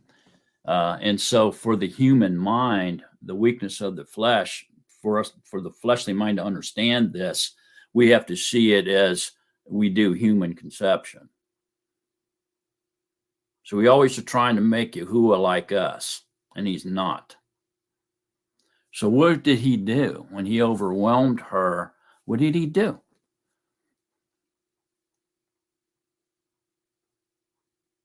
They like to say he had intercourse with her, is what the Christians try to teach you. Did everybody understand what the immaculate conception is? What is it? What's the immaculate conception? In short. Dad. A human birth without the regular components. I mean, a mother and a father. You're missing something in there. So it came from where? Okay, that's what the rumor is. But the reality of that is no, that's not what it is. But that's what we're told it is. And so the Immaculate Conception is a very deep thought, okay? And so what it's talking about is, how do you get perfection out of imperfection? How is that possible? So Miriam, being imperfect and a sinner, okay, gave birth to a perfect baby with no sin. How is it possible? Okay. And here's where the Immaculate Conception comes into play through Catholicism. All right. If Mary had no sin so that she could give birth to a sinless child, so she would have to be perfect to give birth to perfection, then they take it back to her mother and Choshem or Yahusha, and when they conceived a child, okay, Yahuwah interferes and blocks the sin of Anne and the father and filters it all out in the womb of Anne, so that when Mary's born, she's born without sin and is a perfect human being. So therefore she can give birth to perfection. Otherwise, it's impossible for imperfection to give birth to perfection. That's why they came up with the Immaculate Conception. It has nothing to do with the virgin birth. That's just what they want you to believe. Okay. So, again, I ask you, what happened when the Ruach HaKodesh overshadowed Miriam? Because obviously Scripture says all have fallen short of the esteem of Yahuwah. All have sinned. So Mary could not have been perfect, as the Catholics suggest. She could not have been born perfect, and she could not have lived perfect. How old was Mary when she conceived?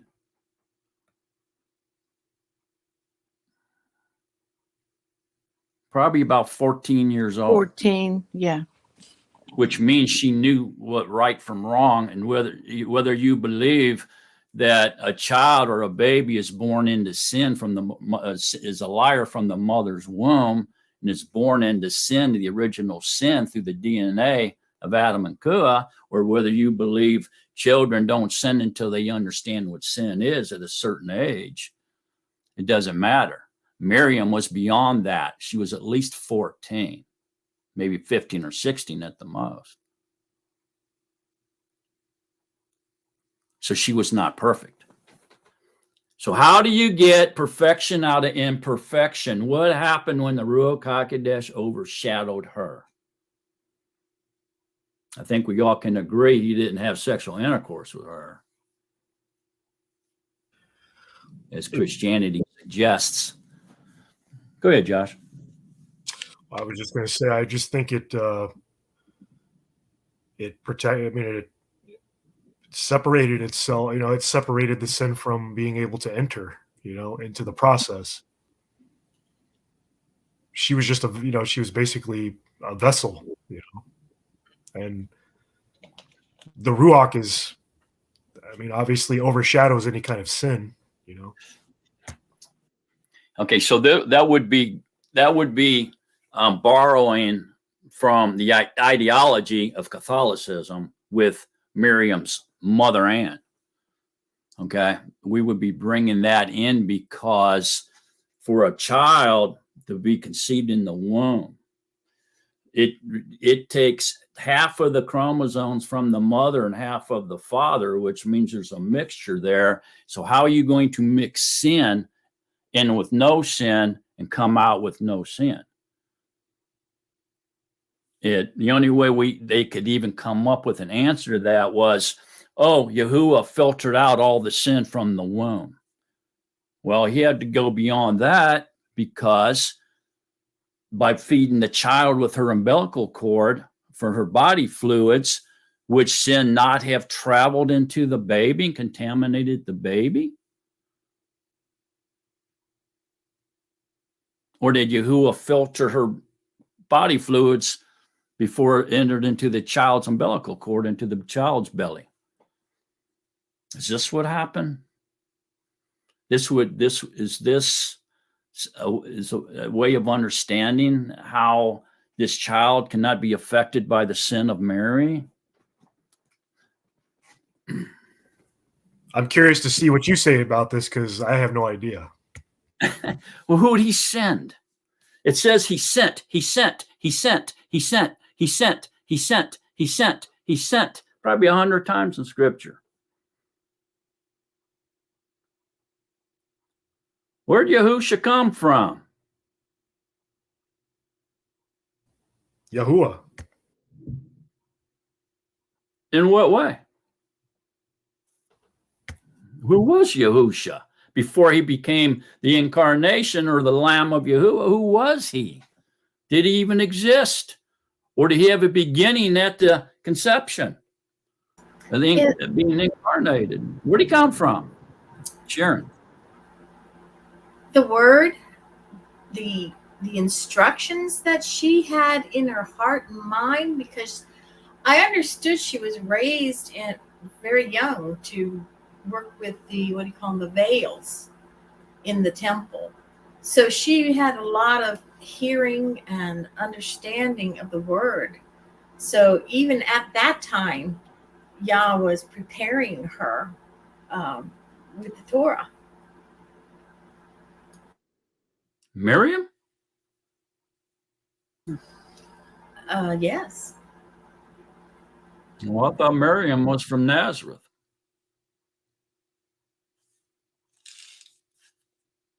She was only 14 when she married.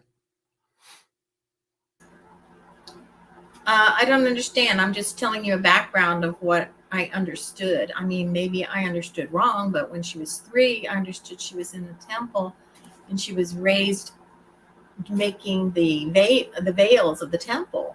So that's just my understanding. If I'm wrong, I'm wrong.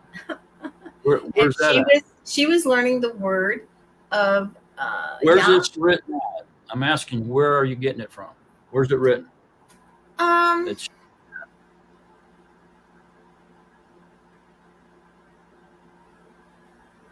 Wow. So Like I who said, was you? maybe we're Where wrong. where And did it's okay. Yahusha come from? I'm sorry. Where did Yahusha come from? When did he exist? Did he exist at the conception, or did he exist before that? Go ahead, Tad.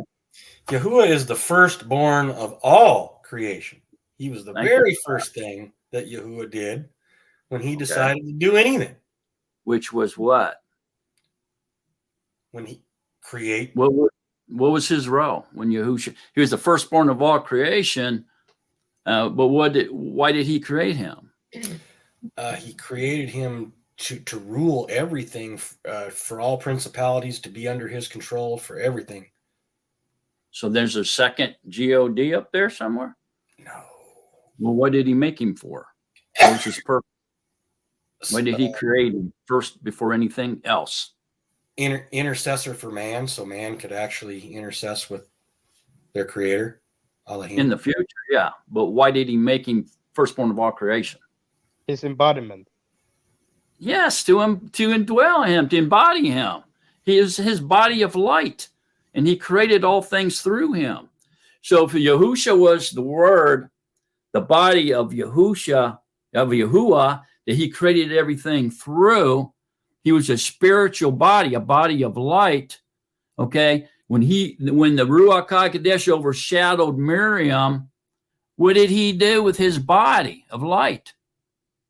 He sent him to the womb of Mary to be transformed in her womb, to transform his body of light into a body of flesh, and Yahuwah continued to indwell his body. The word became flesh and walked among us. So Yahuwah transformed his body of light into his body of flesh and continued to indwell it. That's what happened. And that's why he was already made. And that's why Miriam, her DNA, her chromosomes had nothing to do with it. Okay. But yet he was fed through her body fluids, through that flesh. Okay. And so there must have been some type of filtering going on that sin could not enter into that baby's belly because it was Yahuwah. And he prevented the sin from entering into the belly of his body. I have a question. In John chapter 1, I'm not quite sure does BNV say that, but some translations say that Yahusha comes from the bosom of the Father and have made him known. Like, what can that basically mean? Like, is that is that a good translation for that? Like, he comes from the bosom of him? Yeah, that's an idiom. And so idioms are something that you can't take literally. You're not allowed to take an idiom literal. Okay, so what does that really mean? It means that he was with him. Okay, he was with Yahuwah. And obviously, if he's his body, he was with him. He was indwelling his body. When he went after he died and was resurrected and ascended, he went back to being the body of light of Yahuwah, and he went back up and sat on the throne. And so he could be seen at that point because he's back in his body of light. Otherwise, you can't see Yahuwah. Yeah, we also see in I think 1 John chapter 3 also says that we will be like him and see him as he is. So we'll also have be kind of like body of light as he is. Yeah, we'll see him in his image in his body. You can't see him otherwise. Not even the messengers can see Yahuwah unless he allows them to see him in a body, because he's invisible. Oh. That's one of the reasons he made a body for himself, so that his creation could see him. Otherwise, you can't see him. So in other words, he kind of transformed his body of light into the body of flesh, right? Like Ruach That's HaKodesh right. under shadow. That's right. And then when he ascended, what did he do? When he resurrected, he changed his fleshly body back into an immortal body. Okay. And then he ascended and went back into the esteem of Yahuwah, which is the esteem of Yahuwah is Yahuwah's body of light, and sat on the throne. And then, Hebrew idiom, like the right hand, means like in all authority and power. Yeah. He wields the authority and the power of Yahuwah because he is Yahuwah. He's Yahuwah's body. Does that mean Yahuwah gave up his omnipotence in order to indwell his body? Absolutely not. He's still everywhere all the time, all at once. He never, ever has to leave one place to go to another place. He's already there. Yeah. He's in the creation, and creation is in him. Yep.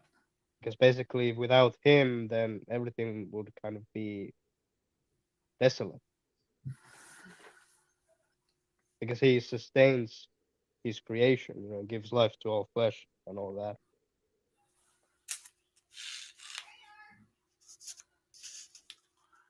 Okay, so everybody knows that the esteem of Yahuwah is his body of light, the firstborn of all creation.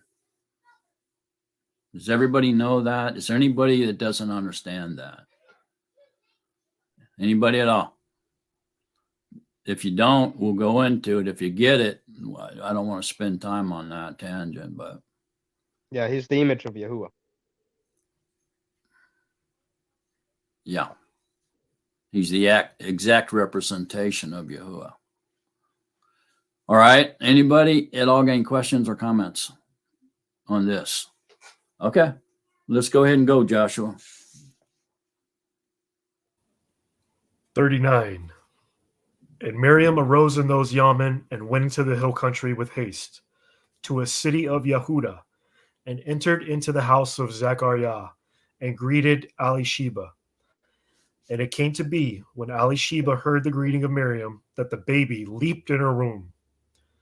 And Elisheba was filled with the Ruach HaKodesh, and yelled out with a loud voice, and said, Blessed are you among women, and blessed is the fruit of your womb. And who am I, that the mother of my master should come to me? For look, when the sound of your greeting came to my ears, the baby in my womb leaped for joy. Blessed is she who believed, for that which Yahuwah has said to her shall be accomplished. And Miriam said, My being makes great Yahuwah, and my Ruach has rejoiced in Elohim, my deliverer. Because he looked on the humiliation of his female servant, for look, from now on all generations shall call me blessed. For he who is mighty has done wonders for me and set apart his name.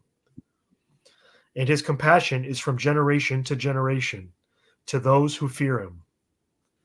He did mightily with his arm. He scattered the proud in the thought of their hearts. He brought down rulers from their thrones and exalted the lowly.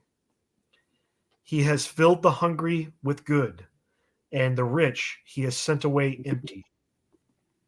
He sustained Yisrael, his servant, in remembrance of his compassion, as he spoke to our fathers, to Abraham, and to his seed forever.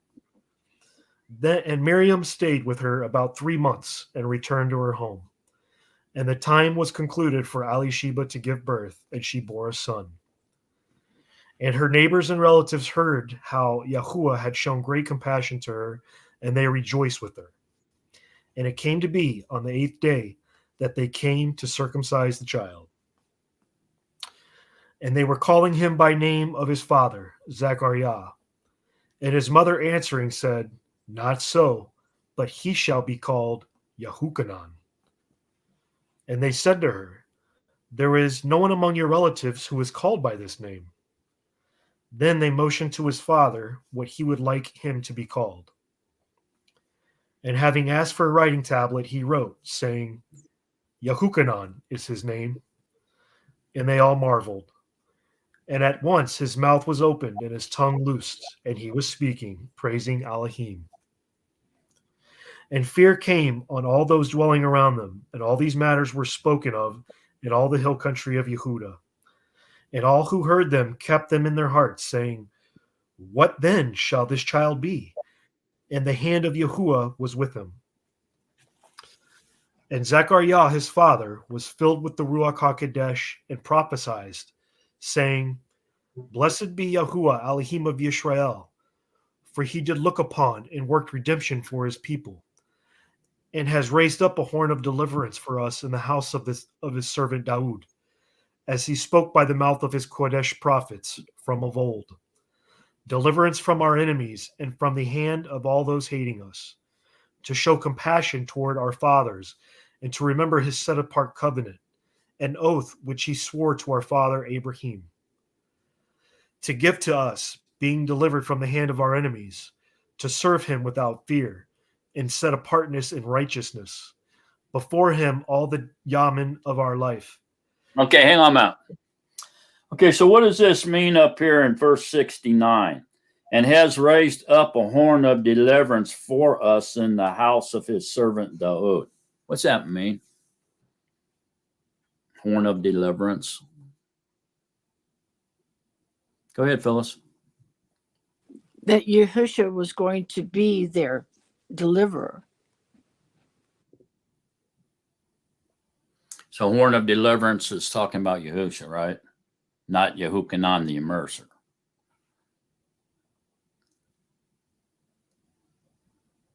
Everybody seeing that? Okay, look what Sander wrote here. The Ruach HaKodesh and Yahuchanan recognized the Ruach HaKodesh and Yahusha in Miriam. Does everybody understand what she's talking about here? The child jumped for joy. All right.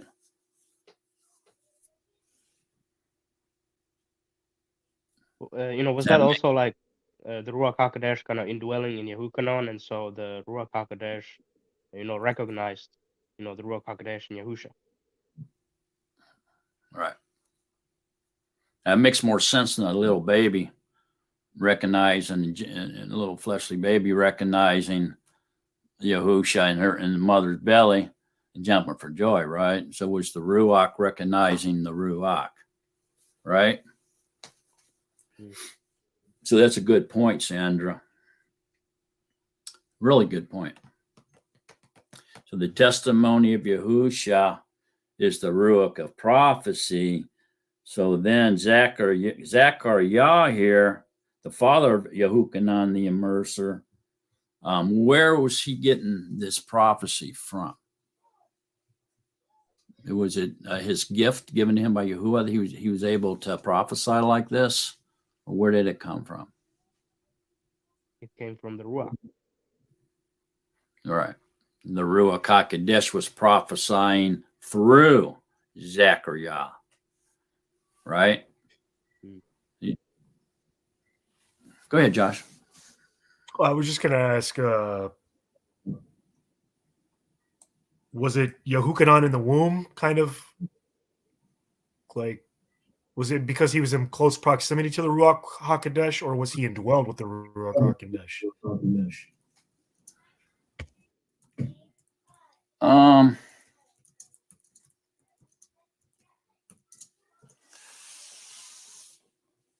What do you mean? When the baby jumped for joy, you mean? Is that what you're talking about? No, I'm talking about Zachariah prophesying. So he just received the Ruach from Yahuwah.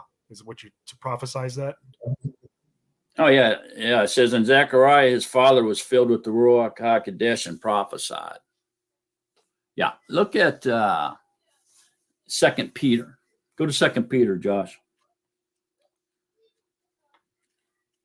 Everybody, go to 2 Peter. I just want to say I'm kind of like Josh. I guess you're going to tell us, when did the Ruach enter Yahuchanan's baby? I never thought about that before, Josh. Wait a minute. He's talking about Zachariah prophesying. Okay, so look at 2 Peter 1:21.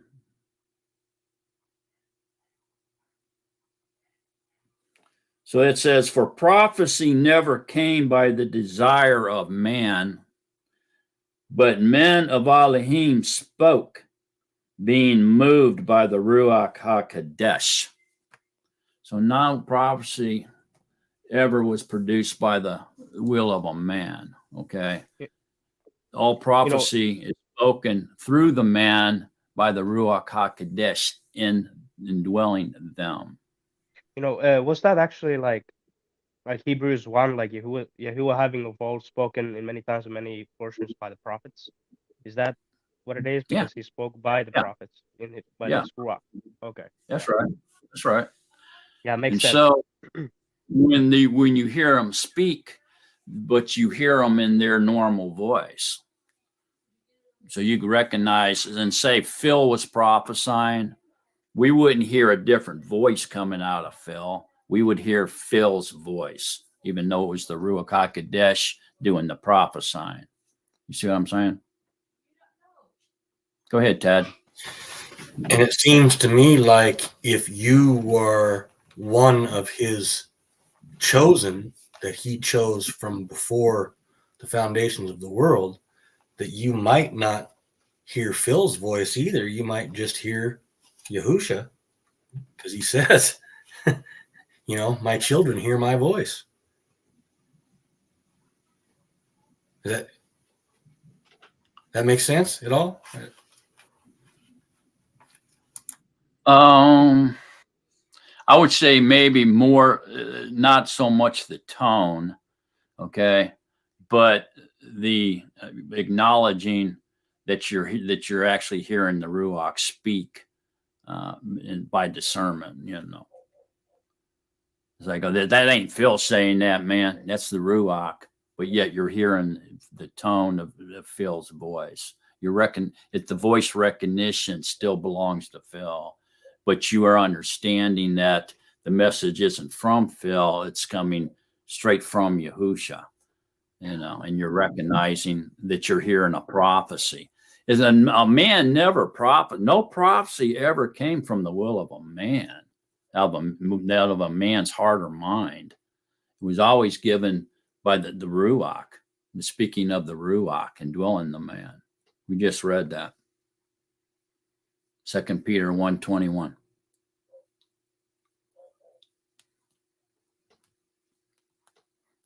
Okay, so does that answer your question, Joshua?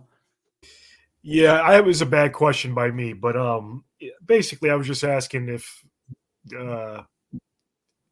people who are indwelled with the Ruach, like Yahukanan and Yahusha, would there be residual effects of their power upon other people who are around them in their vicinity? It's a bad question, and it's not. I don't think it's even in Scripture. So I don't think we can even answer that. But yeah, I'm not really even understanding what you're asking. So, like, if I'm in the presence of a guy of Yahukanan, okay, would the Ruach, would me being in his presence have some sort of effect on me? It could, yeah. Yeah, absolutely could overwhelm you. I've seen it happen. I've seen people in the presence of someone who has the dwelling Ruach and listening to them talk. And I'll tell you, I've seen a strong man break your hand if he wanted to. Drop to their knees and cry like a little baby. Is it true that Yehukanan the immerser, knew the nature and origin of Yahusha? When he said, like, look, the Lamb of Yahuwah who takes away the sins of the world. Mm-hmm. Like, was he knowing that he's preparing the way for Yahuwah? Like, he was knowing that he was Yahuwah? Yeah, he knew. Yeah, I think it's Isaiah chapter 40, verse 8, when it says that prepare the way of Yahuwah. Mm-hmm. Yeah. Yeah, he knew who he was and what he came to do, why he was born. There's no doubt about that. Now, he did lose some confidence and started wavering after he was arrested and thrown in prison, because he sent some of his followers to question Yahusha whether he be the Mashiach or should we look for another. But then after they returned with the message, then he regained his strength. But that was just the weakness of the flesh. That wasn't the Ruach in him.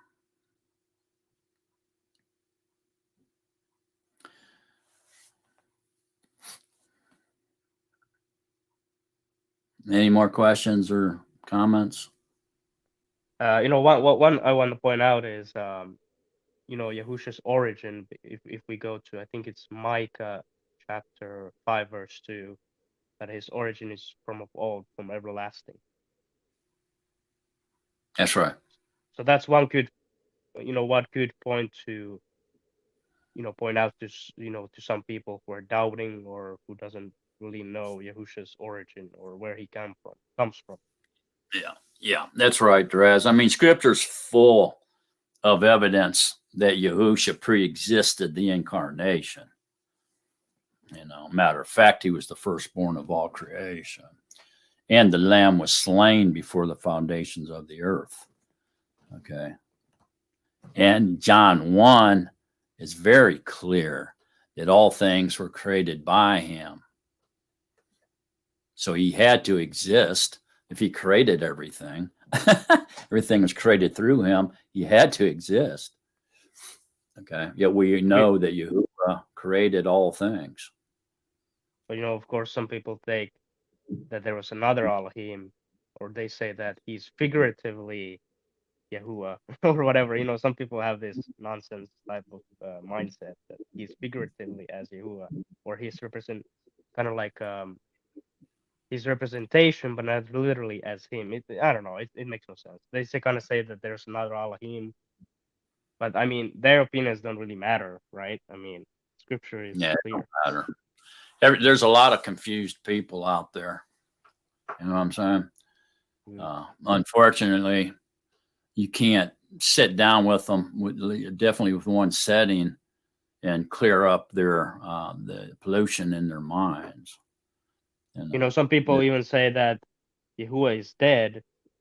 Like, how can that make any sense? If Yahusha says that Yahuwah is spirit, and the true worshippers of Yahuwah will worship him in spirit and truth. Like, I don't know. Some people even say that Yahuwah is dead. That he literally died. Yahuwah did not die. He simply disrobed himself of his flesh and left it hanging there on the stake. So Yahuwah himself did not die. Just the Lamb died, the fleshly body. He allowed his body to die. It's because he had to shed his blood. The Lamb of Yahuwah came to die.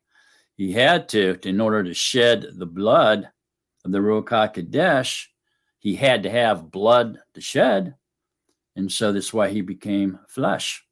That's because it housed the water and the blood needed for the redemption of sins of the world. Therefore, he had to die to shed the blood. Otherwise, how could the Ruach HaKodesh shed his blood if he's Ruach and he didn't have a body with blood, water, and blood in it? You know we also so see he simply disrobed. Yeah. That's all he did.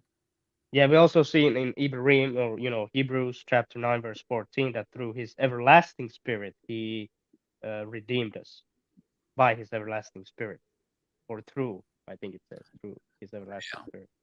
Yeah, Yahuwah is everlasting to everlasting. Yahuwah did not die. Go ahead, Ike.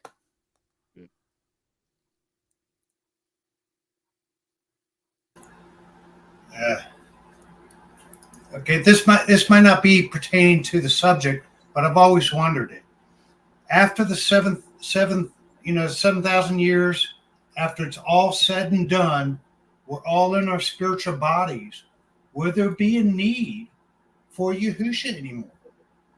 Would it be a need for the Father to be Yahusha? I know that sounds terrible, but I was just wondering. No, those are roles. The Father, the Son, and the Ruach HaKodesh is simply roles played by Yahuwah. Right. So the role of the sonship will end. There will be no more need for a deliverer. Everybody will be delivered, right? It's going to be delivered. But the body of Yahusha, of Yahusha is not going to end. Only the role of the sonship will end. His body is everlasting. Okay, so he will continue to occupy his body of light and sit on the throne and be our king. He will continue to be our high priest under the order of Melchizedek. And so these roles are everlasting roles. He will sit on the throne of Daud forever. His reign will never end. Okay, so the body of Yahuwah will not cease, but only the role of the sonship will cease, because there will be no longer a need for him to play the role of the deliverer when everybody's already delivered. There's wickedness and sin has been judged. The role of the sonship will end, but not the body of Yahuwah. It's everlasting. And will dwell among us.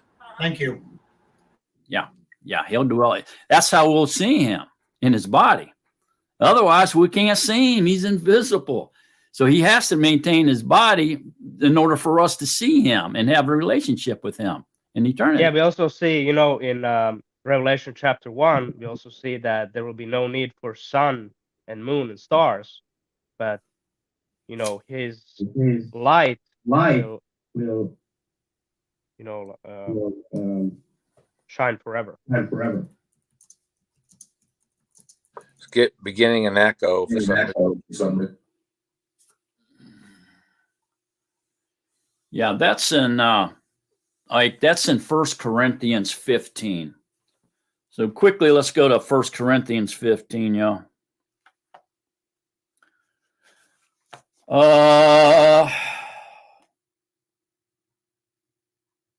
Probably let's start at 22. So 1 Corinthians 15, 22, which is in my book, page 1123.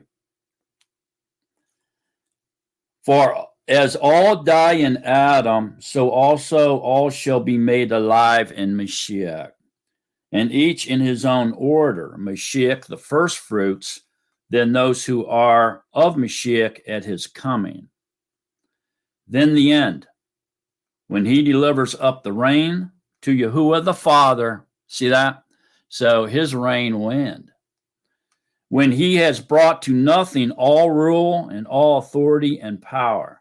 For he has to reign until he has put all enemies under his feet, under the feet of the flesh, the body of flesh. See that? The last enemy to be brought to nothing is death. So death will die. For he has put all under his feet, but when he says all are put under him, it is clear that he who put all under him is accepted, which is Yahuwah. And when all are made subject to him, then the Son himself shall also be subject to him who put all under him, in order that Yahuwah be all in all. So there we can see that the sonship does have an ending.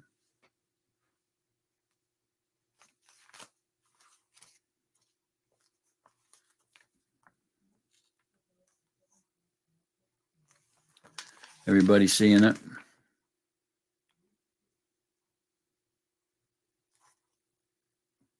Okay, now look at Luke 22. Keeping that in mind, what we just read. Go to Luke 22. Verse 37. It's on page 983 or thereabouts. Now listen very closely. Behold the truth. For I say to you that what has been written has yet to be accomplished in me. So obviously this is Yahusha talking. And he was reckoned with lawless ones, for that which refers to me has an end too.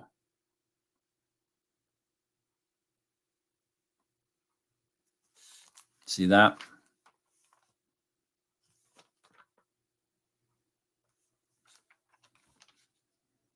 And they said, Master, look, here are 2 swords. But he said to them, that is enough. Okay, so here Yahusha is speaking spiritually, but obviously they're not understanding him, and they're just taking his words literally. But it's really obvious here that he says, and he was reckoned with lawless ones, for that which refers to me, to Yahusha, has an end too. You see that? It has an end. So what's he talking about here? Yahusha himself is going to end and there will be no Yahusha? No, ain't what he's saying at all. What he's saying is, for which refers to me, speaking of the sonship, has an end. This role of the Son will end in eternal reign after the judgment, because they all will be put under his feet. And the last thing to be judged is death. And the death in the grave will be thrown into the lake of fire. So death will die. And then Yahusha, the role of the Son will end, and everything will be given back to Yahuwah so that he can be all in all. He will be the Father, the creator of all, and receive all praise and worship. He'll be our high priest. He'll be our lawgiver. He'll be our judge. He'll be everything. Everything will go back to Yahuwah. Yeah, we also seen Zechariah chapter 14 that there'll be king over all. He's named one. Yeah, he only needs to play these roles. These roles he's playing are temporary. They're not permanent roles. The only permanent role is creator and father. Those permanent. Okay. And the high priest and our king, those are permanent roles. Yeah, he has many roles. He'll be continue to play those roles for all eternity, but not the role of the sonship. Nobody's going to need deliverance after the eternal reign comes, after judgment.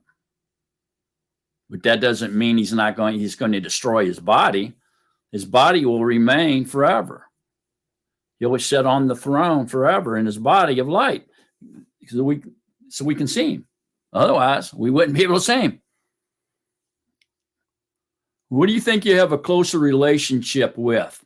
An Elohim that's invisible or an Elohim that's visible? Which one could you have a closer relationship with? Which one? Visible. One that you can see. Yeah, the invisible. That's why he wants a closer relationship with you. He's not going to get rid of his body. Only the role of the sonship will end. Everybody getting it? Does that help you out, Ike? Okay, so won't we all be in spiritual body? So we would recognize Yahuwah without Yahusha. Does that make any sense? Mark, remember Phil told you it was echoing. It's getting worse. Is it echoing? Yeah, it's echoing. Is it echoing now? When other people talk. Oh, well, let me go out and I'll come right back.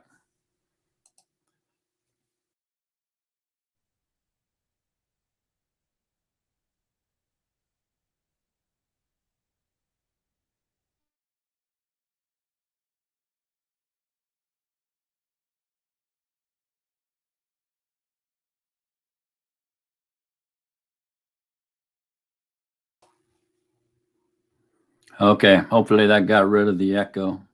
I think that's good now. Yep. Okay. I think it's good. All right. So, if invisible cannot see invisible, The only one that's invisible that could see invisible would be Yahuwah. I don't even believe the messengers who are spiritual beings with immortal bodies can see Yahuwah unless he's in his own body. He has to manifest himself to the messengers so they can see him as well. All right, so our immortal bodies are not going to be invisible to each other or to Yahuwah. They're going to be very visible. When Yahusha died and resurrected and put on immortality, could they see him? Yeah. What's the whole purpose of Yahusha? His body of light. What's the whole purpose? In order for Yahuwah's creation to be able to see him and have a relationship with him. Did he appear to other people before the incarnation in his body? He absolutely did. Did he appear to him in his body of light? He absolutely did. In his esteem. Did he appear to them in his body of flesh before the incarnation? He absolutely did, because he ate and drank with them. A spirit has no need to eat and drink. Even Abraham saw him. Yeah. But I think like the most, that had, like I would say that it was kind of like the best friend of Yahuwah was Musha, because he saw him face to face. And also because, when Musha, for example, saw Yahuwah and spoke to him, he had a different, his face was esteemed, like, he had like a white hair, white beard, So basically he was his best friend in a way, if that makes sense. Yeah, and that's what Joshua was saying. Was Moshe affected by the presence of the Ruach HaKodesh? Yeah, he was. He was actually transformed. He was transformed. He had like his hair turned gray. His face glowed like light. So he had to veil himself because the children of Israel was afraid. So he had to put a veil on himself when he come out and talk to them because they were scared to death because his face was glowing. Go ahead, Ike. The Ruach is good. All right. Without getting off on a pretty deep tangent here, which I'm very tempted to do, I'm going to go ahead and pass on it. And let's go back to Joshua. Let's continue reading. 76. And you, child, shall be called prophet of the Most High, for you shall go before the face of Yahuwah to prepare his ways, to give knowledge of deliverance to his people, by the forgiveness of their sins, through the tender compassion of our Elohim, with which the Yom-break from on high has looked upon us. Okay, hang on a minute.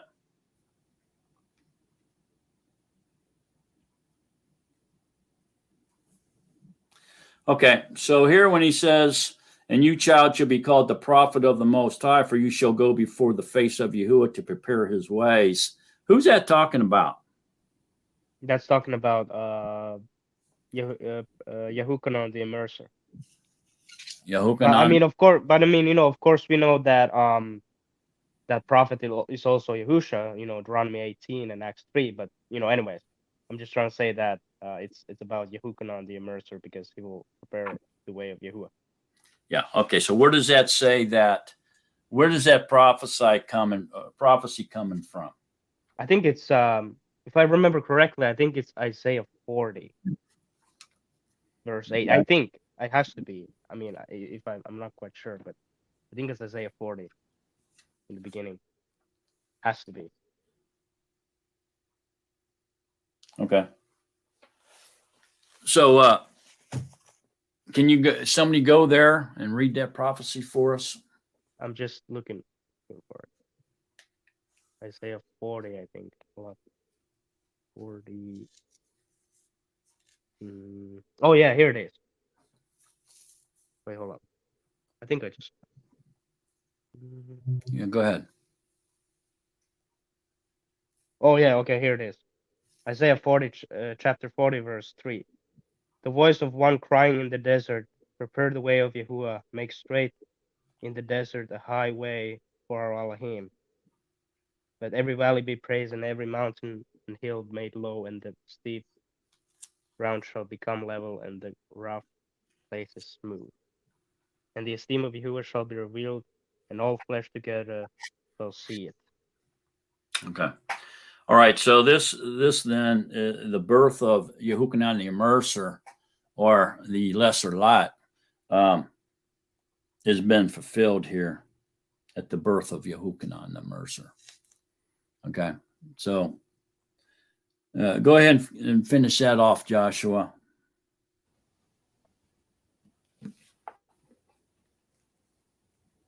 '78. I'm sorry.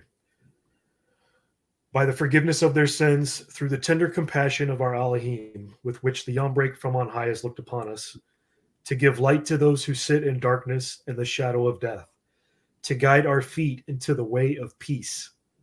And the child grew and became strong in Ruach, and was in the deserts until the Yom of showing himself openly to Yisrael. Okay.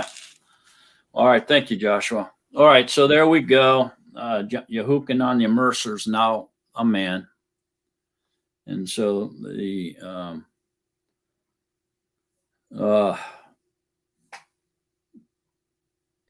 I have a question. yeah, go ahead. Okay, so Luke chapter 1 verse 80. I think because it says he was in the desert until the yom of showing himself openly to Israel. Is that? I mean, obviously that's about Yahuwah showing himself openly to Israel, right? I get that it's being talking about Yehukanan. No, but what I'm saying is because this H is with capital H, but it's just with the caps lock, whatever. Sorry, I don't know. Oh. I think it's about Yahuwah because Yeah, that would be Yahusha because of the capital. Yeah, that's what I'm. Yeah. Child grew and became strong in Ruach, comma, and was in the deserts until the day of showing himself openly to Israel. Yeah, that's talking about Yahusha. Yahusha showing himself openly to Israel. And then, of course, then Yehukanan was in the desert, immersing people and so forth and so on. Yeah, that's correct. Yeah. That would be Yahusha.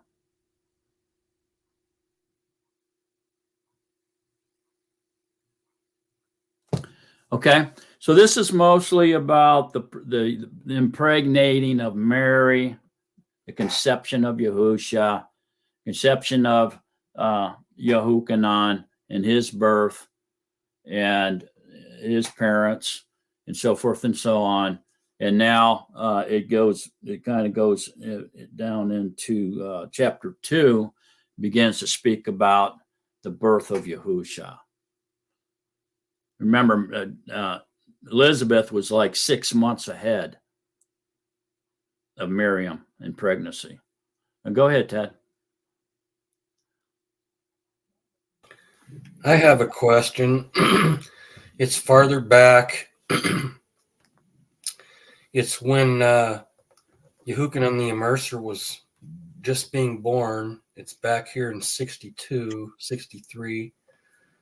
Then they motioned to his father what he would like him to be called. And having asked for a writing tablet, he wrote saying, Yehukanan is his name, and they all marveled. So he was just born, and they had just named him. Now, you had talked about this before, but it looks to me like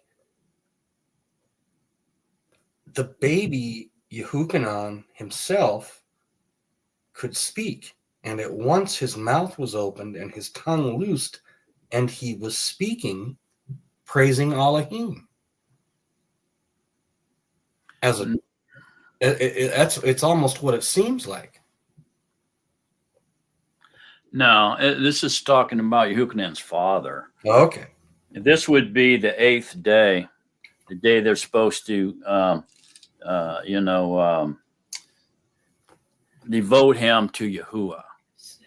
All males that open the womb has to be devoted to Yahuwah, right? Offered to Yahuwah. And so on the 8th day, they circumcise Right. the children. And so this was at the circumcision of the child.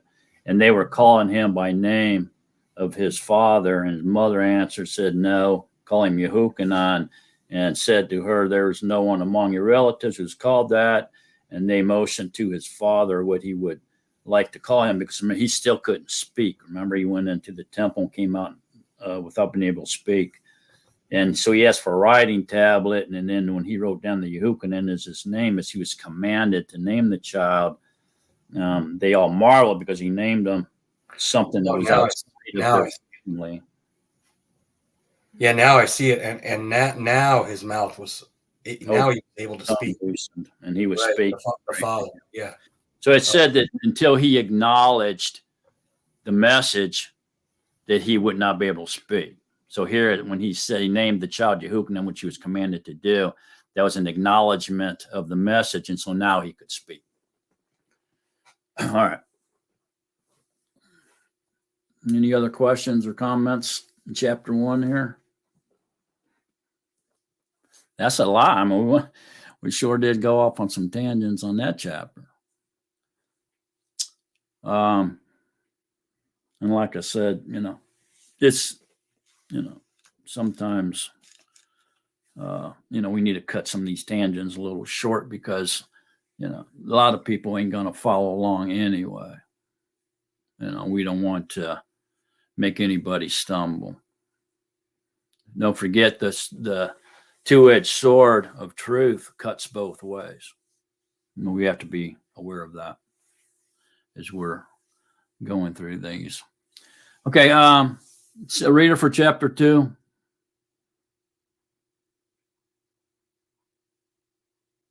Phyllis, go for it.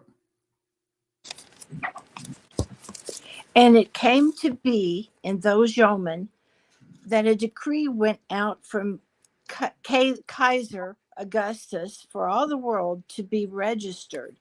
This took place as a first registration while Quirinius was governing Syria. And all were going to be registered, each one to his own city. And Yusuf also went up from Galilee, out of the city of Nazareth, to Yehuda, to the city of Daud, which is called Bethlehem, because he was of the house and lineage of Daud. That answered some questions. To be registered with Miriam, who was engaged to him, being pregnant. Okay, hang on. Hold on. Okay. So, like I said, in Luke here, it doesn't mention anything at all about Joseph wanting to secretly put Mary away, or Joseph, them fleeing to Egypt to escape Herod. It doesn't even mention Herod. It doesn't even mention them leaving, Israel to go to Egypt, the flight, or it doesn't mention that Mary and Joseph were in Nazareth before being in Bethlehem. And it doesn't talk about the slaughter of all male children 2 years and under in Bethlehem, which, by the way, people like to expand on that. And they got this vision in their mind that thousands and thousands of children were slaughtered. Okay. And that's not the case. Okay. Bethlehem was a very small town south of Jerusalem. And maybe it had 500 people in it, if that many. And out of them 500, there was very few were babies 2 years and under. So there wasn't a whole lot of children slaughtered here. One is too many, but I'm just trying to get you out of that vision of a massive 10,000 of children slaughtered all over the place. And that wasn't really the case here. This was a very small village. Okay. And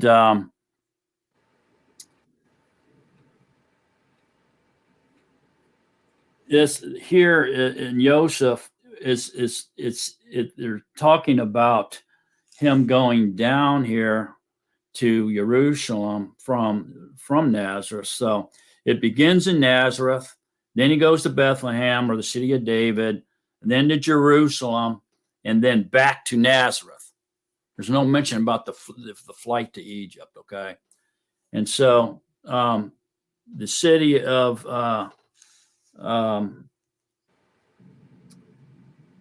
he went to the city of David to be registered because of the censorship, okay, that was ordered by Caesar Augustus. So all the world to be registered, everybody in the Roman Empire to be registered, okay? And apparently it sounds like they had to go back to their hometown where they were originally from to do so. Now, two things come into mind. Number one, this was just happened, maybe by coincidence, or maybe not, that the appointed time was there, was here. So the tabernacles was at the same exact time as this censorship was taking place, but it doesn't mention that. Okay. So Joseph was going, Mary was going there because Joseph was under strict Torah command to migrate to Jerusalem for the Feast of Tabernacles. So he was kind of unfortunate in a way that they were ordered to go there for censorship at the same time because he would be hidden there anyway. So that brings to mind to me that all males 20 and over would have to migrate to Jerusalem during this time of year.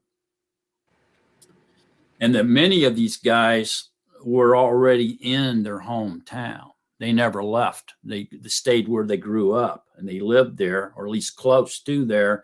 And so they could run to their hometown. They were probably already there, register, and then get moving to Jerusalem for the Feast of Tabernacles.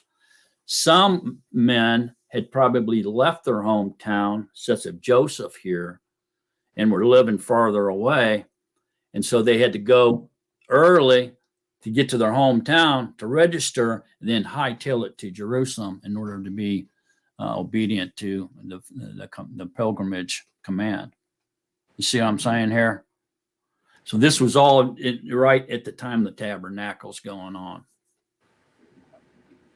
So can you imagine not only the influx of people coming from the north, south, east, and west into Jerusalem from all directions in order to be obedient to Yahuwah's command to go to Jerusalem, all men 20 and over to go there, but also these people scrambling to get to where their hometown is to register for the census and then try to get to Jerusalem.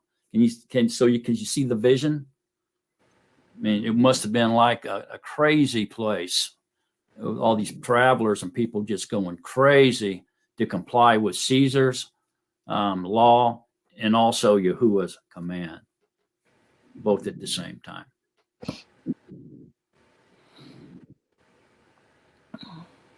So everybody's seeing. Mm-hmm. You got the vision? Now, during this vision, Mary's pregnant. She's about ready to give birth. So she's like 9 months pregnant now. She's about ready to have that child at any moment when they arrive into Bethlehem, the city of David here. So this is why Joseph, other than because he's under command on the 8th day to go dedicate the boy, their baby boy, to Yahuwah at the temple on the 8th day, okay? But this is why they went to the city of David or Bethlehem first from Nazareth and to register in that census, because that's where Joseph was raised, then up to Jerusalem for the Feast of Tabernacles, and also to stick around. They would had to stick around for the dedication of Yahusha to Yahuwah under Torah command, which would have been on the 8th day when he was going to be circumcised, which just happened to be the last day of Tabernacles. So Yahusha would be born on the first day of Tabernacles, circumcised on the 8th day of Tabernacles in Jerusalem. Okay. And then it's going to talk about them taking off and going back to Nazareth with no mention of Herod, no mention of the babies being slaughtered, no mention of the flight to Egypt or anything. Okay. All right, Phyllis, let's go. And it came to be that while they were there, the yeomen were concluded for her to give birth.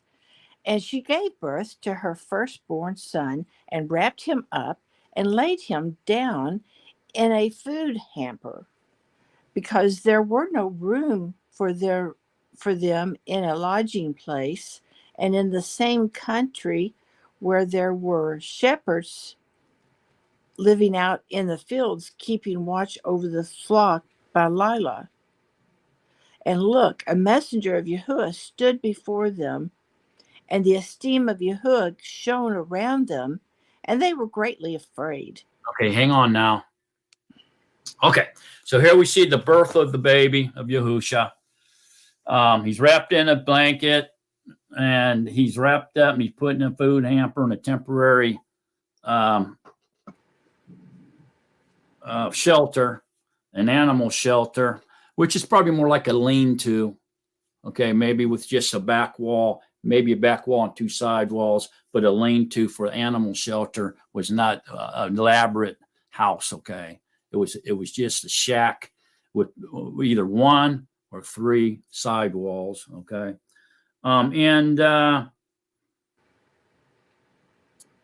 then all of a sudden, there's no mention of no magi, no magicians or sorcerers from Babylon either, but it mentions that there's messengers in a field tending their flock by night, guarding their flock from predators. Okay, and this messenger showing up and with a great light, the steam of Yahuwah shone around them, and they were greatly afraid.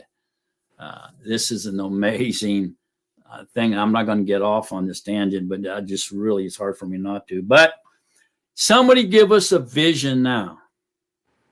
Give us the overall vision of what we're being told. Because without a vision, we're blind. We can hear the words, we can see the words and hear the words, but without a vision, we're blinded. So someone give us the vision here. What's going on? Why does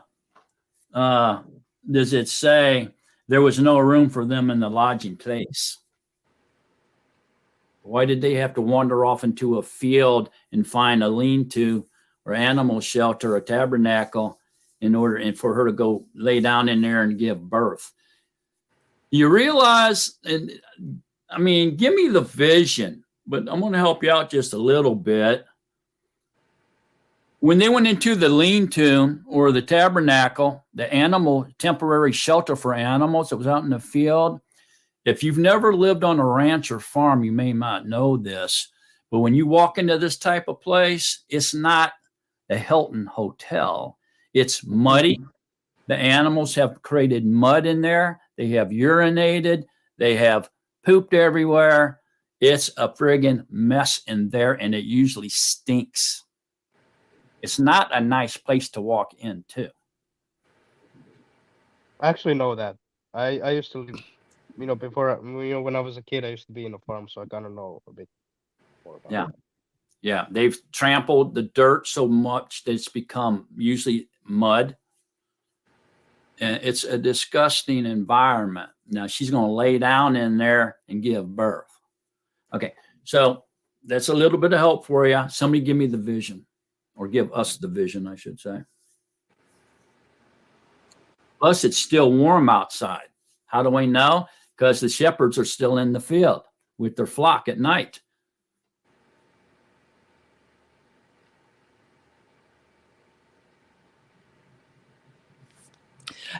Don't shepherds have to watch their flock even in winter? They usually bring them, somewhere else where they're more protected from the wind and the elements and stuff like that, and where they can, where there's water, where they can obtain water and water them. So usually the water's froze at these higher altitudes in the fields and so forth and so on.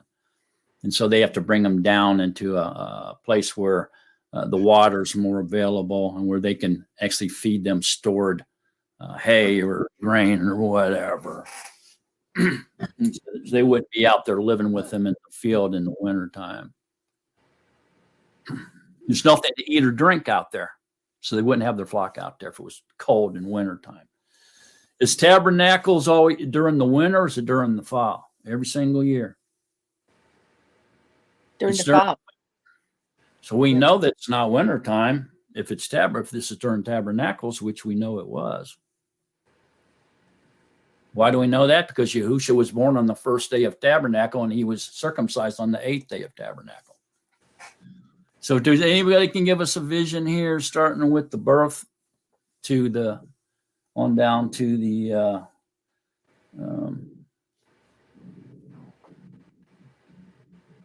great light that's shown around now? Somebody go ahead, Ike.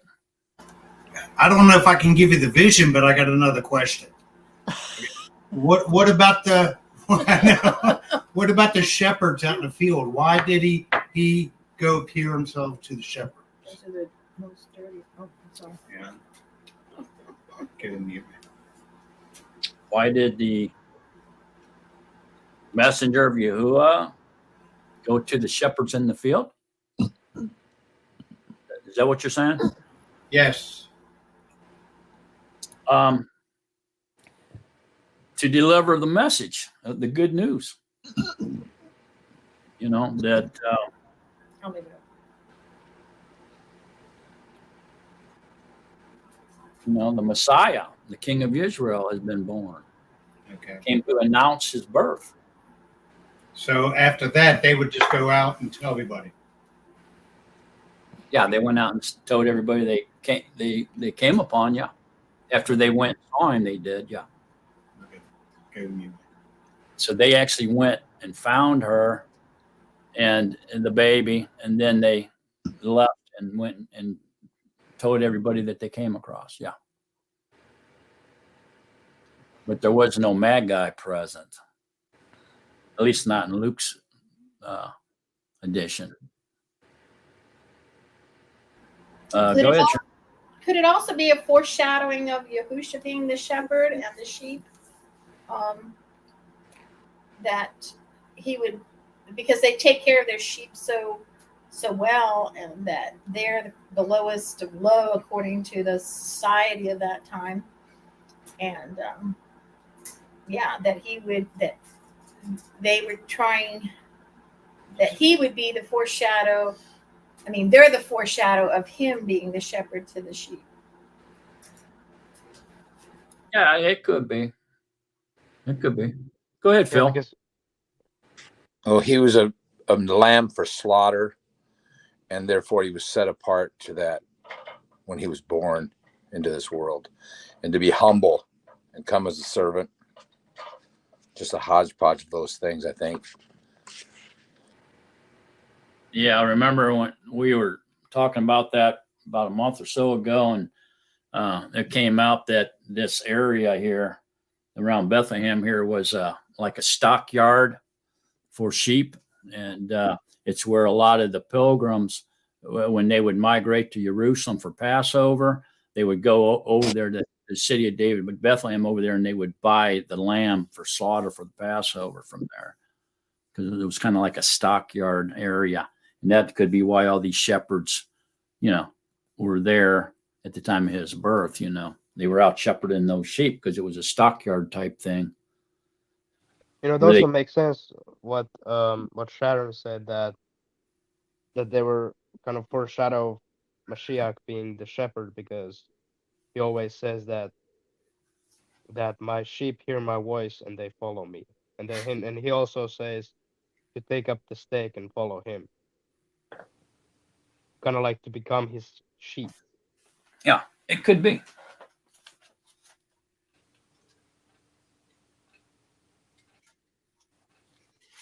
But yeah, okay, so about the imagination of Miriam being in there.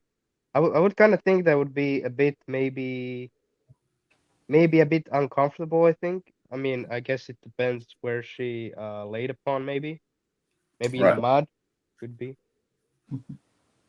Yeah, and not only that, um, there was a great influx of people there, and no doubt there were tents set up all over the place and temporary shelters because of the great influx of people coming there for tabernacles and for the censorship, And so it mentions here that there was no room for them in the lodging place.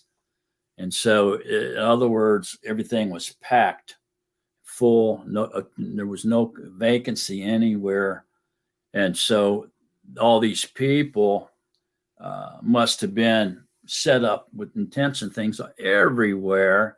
And here's Miriam going into labor, and she's screaming and having these contractions, and all these people are looking at her, and they're desperately trying to find a place for her to have this child. And so somewhere along the lines, her or Joseph or somebody pointed out this animal shelter and said, let's go up there. It's better than out here in the open or on a rock. And so they went up there, and there they decided to do that. Now, did they have maybe a donkey with them? Did they have some type of sleeping clothes with them, or a bedroll or something? Possibly, since they were traveling, and she may have spread that out and laid down on something like that. I'm sure he tried to make her as comfortable as possible under this situation, but I'm sure there was many people around there was probably hearing her labor pains. I'm sure she was kind of embarrassed to have to do that in a throng of people like that and under those type of conditions. But did she really have a choice? Not really. That baby coming out, she's going to have that baby, no matter what the circumstances around her was. She couldn't stop it.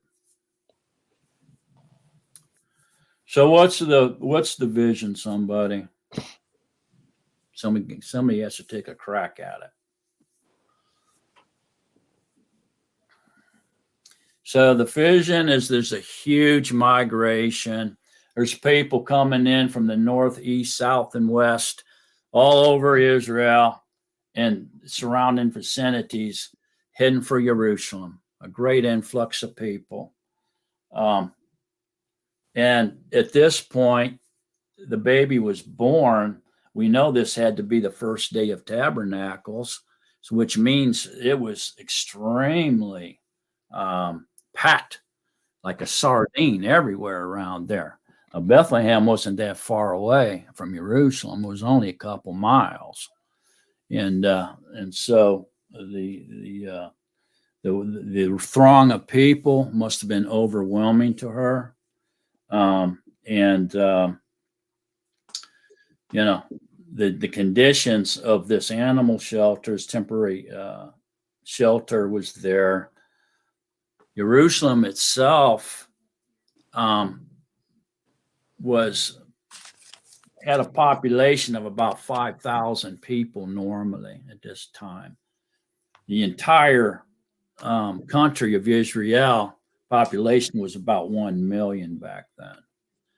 And so you take this little city of Jerusalem that had a normal population of 5,000, it almost bursting at its seams because of this influx of people, swelled the population to about 500,000.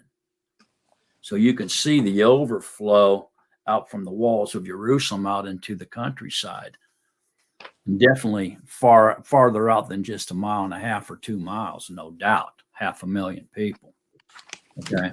So here you have all that going on. And on top of that, you got the animals that the people brought with them. You have the children, you have the women, all there as well.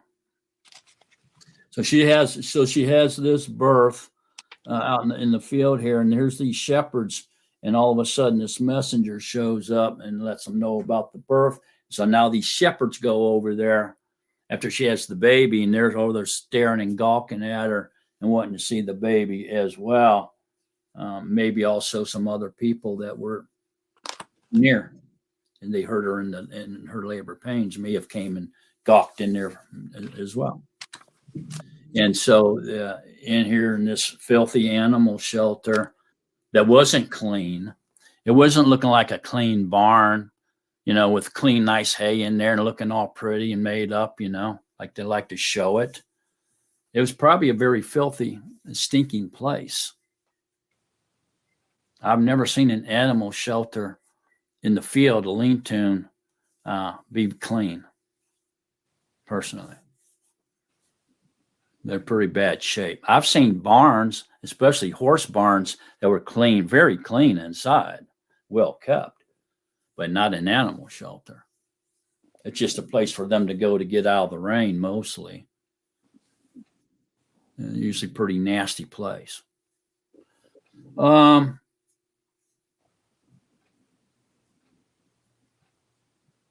Anybody else got anything to add to that?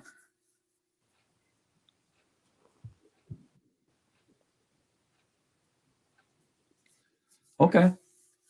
So, and look, a messenger of Yahuwah stood before them, and the esteem of Yahusha shone all around them, and they were greatly afraid. All right, let's continue on from there, Phyllis. And verse 10, and the messenger said to them, do not fear, for look, I bring you a Besorah of great joy, which shall be to all people, because there was born to you today in the city of Daud a deliverer, who is Mashiach, the Master. And this is the sign to you. You shall find a baby wrapped up, lying in a food hamper. And suddenly there was with the messenger, a throng of the heavenly host, praising Elohim and saying, esteem to Elohim in the highest, and on earth peace among men, with whom he is pleased. And it came to be, when the messengers had gone away from them into the heaven, that the shepherds said to each other, indeed, let us go to Bethlehem and Bethlehem and see this matter that has taken place, which the Master has made known to us. And they came in haste and found Miriam and Joseph and the baby lying in a food hamper. Okay, hold on a minute. Okay, now look at this here. It says, let me see, where is it? Oh, up in 9. And look, a messenger of Yahuwah stood before them, and the esteem of Yahuwah shone around them, and they were greatly afraid. The esteem of Yahuwah is Yahusha. That's his body of light, right? And look down here, what we just read. Down here in 15.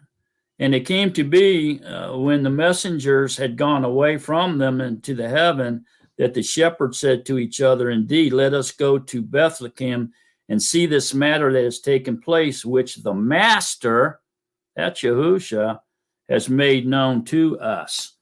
So we have the Master with a capital M, that's Yahusha. And up there in 9, it's saying the esteem of Yahuwah shown around them, which we know is Yahusha, Yahuwah's body of light. What's going on here? If the baby is Yahusha, how did the esteem of Yahusha appear and shown his light around these people? And why are they saying the Master has made it known to us? What's going on here, man? That's a good point, Mark. I was just about to say that in the beginning a bit, that they saw the esteem of Yahuwah. All right. I was about to, say about that, but, we had a little different type of subject. Right.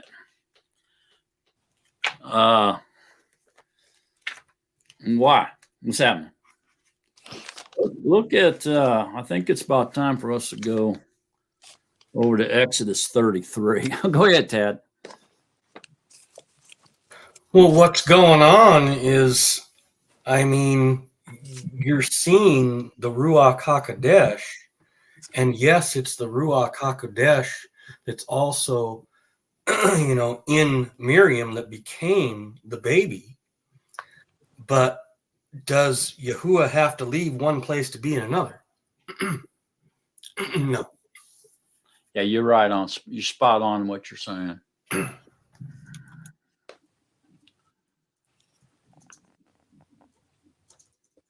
Elaborate a little bit more.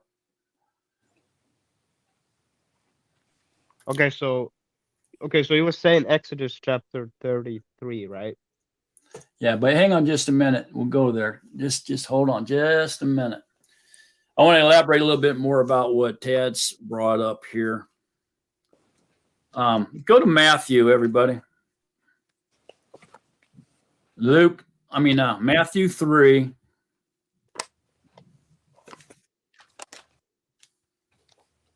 Matthew 3, 16 and 17. It's on page 1036. So Matthew 3, 16 and 17 says, and having been immersed, Yahusha went up immediately from the water, and see, the Shemaim were opened, and he saw the Ruach of Elohim descending like a dove and coming upon him, and see a voice out of the Shemaim saying, this is my son, the beloved, in whom I did delight. So in this example, we see all three roles of Yahuwah being performed simultaneously. Do we not? Yes, we do. The Father, the Son, and the Ruach HaKodesh being on display simultaneously. It doesn't mean there's three individual deities here or a trinity of sorts, but that he is everywhere at once all the time. This is announcing his omnipotence, his ability to be everywhere at once all the time.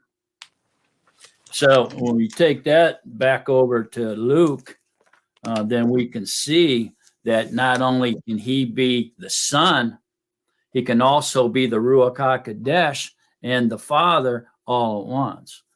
And so since Yahusha is the Father, the Son, and the Ruach, they're all named Yahusha, we can see it all three roles on display here simultaneously, nearly simultaneously, not quite like his immersion was, but near simultaneously. Everybody seeing it? So here Yahuwah is in his body of flesh. He's incarnated now. And then he appears in his esteem, his body of light to the shepherds. And shepherds acknowledging and understanding that who they just talked to was the master, Yahusha himself, displaying that he's everywhere at once all the time. He can play as many roles as he wants to, within close conjunction or even simultaneously, or spread out. For example, Luke chapter 3 verse 11 also say, because we know that Yahuwah says that my name is I am Yahuwah, and besides me there is no deliverer. Can it also be said because there was born to you today in the city of Dawood a deliverer who is Yahuwah the Mashiach? Can it also be said like that? Who is the Mashiach, Yahuwah?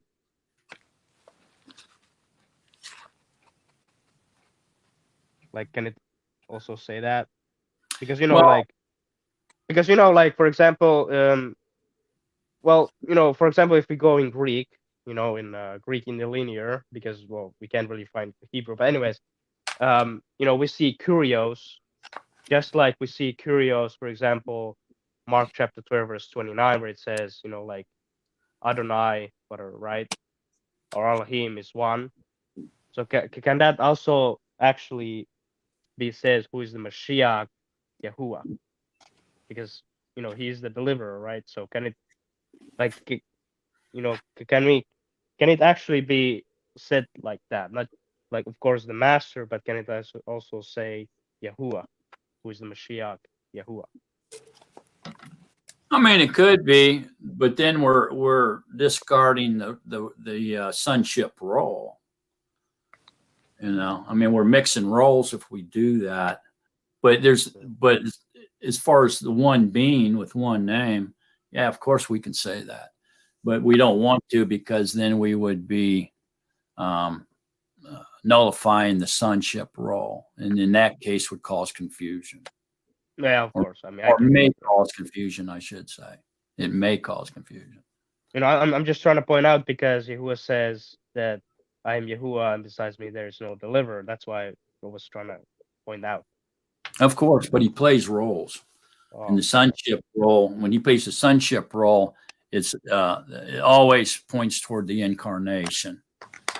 Okay, and not the Father. So we don't want to confuse the roles, because it may mislead somebody. Go ahead, Marianne. Can I add just a itsy bitsy teeny bit of humor? Yeah, of course.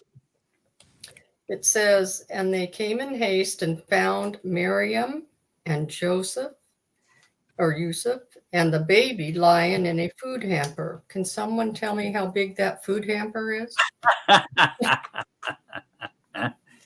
That's a good point. Well, newborn babies aren't that big themselves. Yeah, they can be about 30, 40 centimeters, I think. Well, I guess it depends of the baby, but you know, some can be born a bit bigger. I think she was saying that all three of them were in the food hamper. Is that what you were saying? I got it. Okay.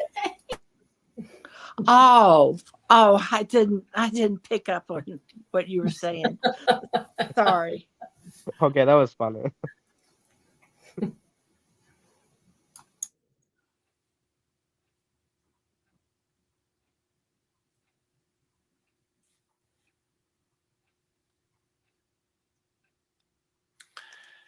Yeah, but there's a comma there. But that is kind of funny, though, that you brought that up. So it says, and they came in haste and found Miriam and Joseph, comma, and the baby lying in a food hamper. And so there's a separation there between the three. But it's kind of funny that you said that. Mm-hmm. All right.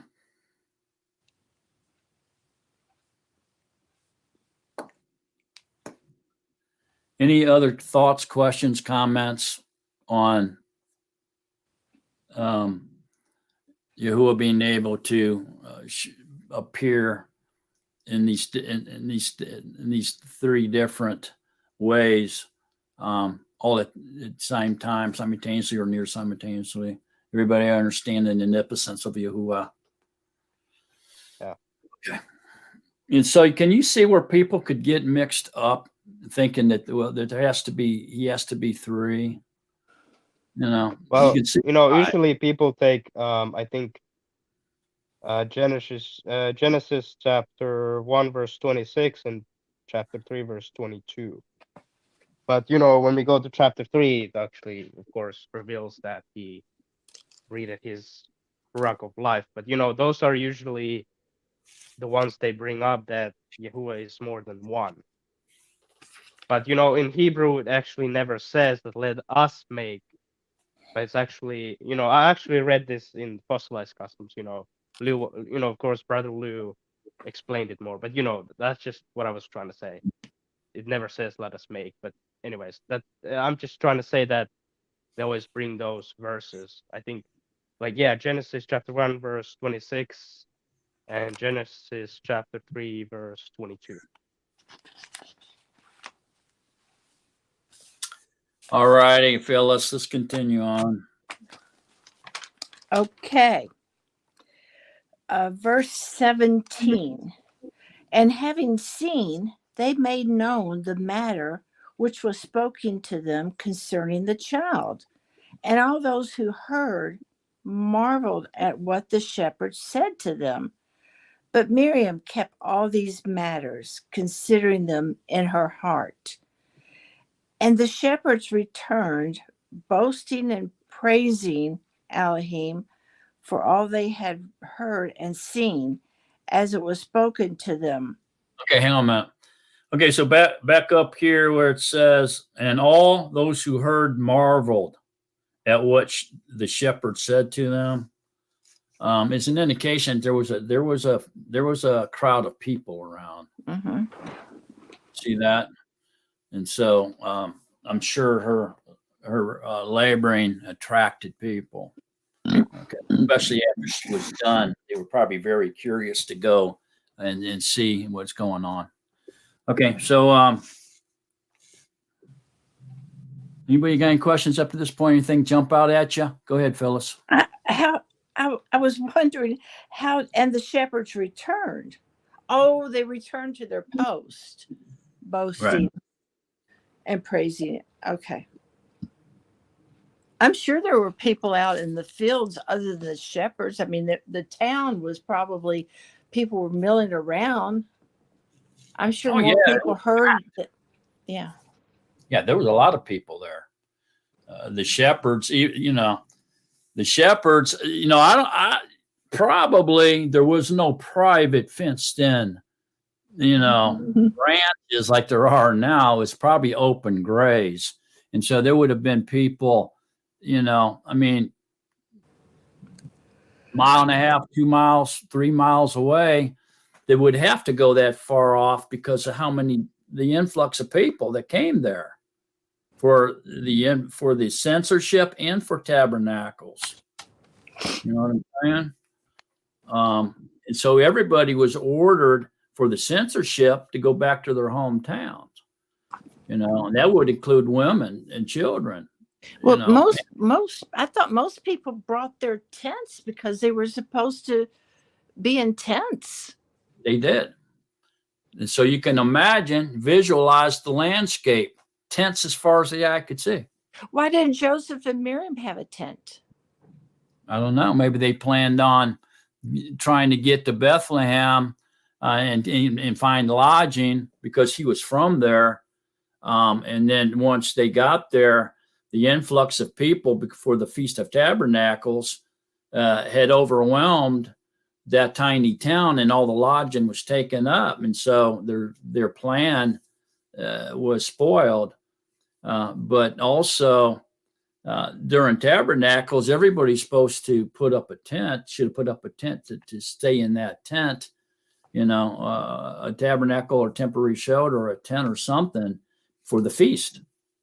And so it makes you wonder why they didn't have a tent to put up. But you know what? Maybe they did. Maybe it was a small tent, and they decided this is too small to go into and have this baby or whatnot, and they wanted a more open, a larger place, and so they chose the animal shelter over their tent. Who knows? It's all speculation. We can speculate, but we can't say for sure why they did what they did. But we do know that they stayed there because the baby had to be dedicated on the 8th day in the temple. So where did they stay for them 8 days? In that animal shelter? Maybe, and maybe not. Maybe they come out of the animal shelter, set up their tent, found a place, and stayed in that tent like they were supposed to for tabernacles. Who knows? It really doesn't say. Okay.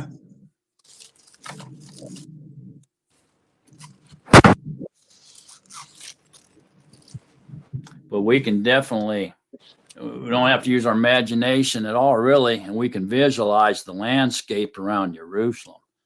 Tents as far as you could see, for sure. People everywhere. Woodstock on steroids. Right.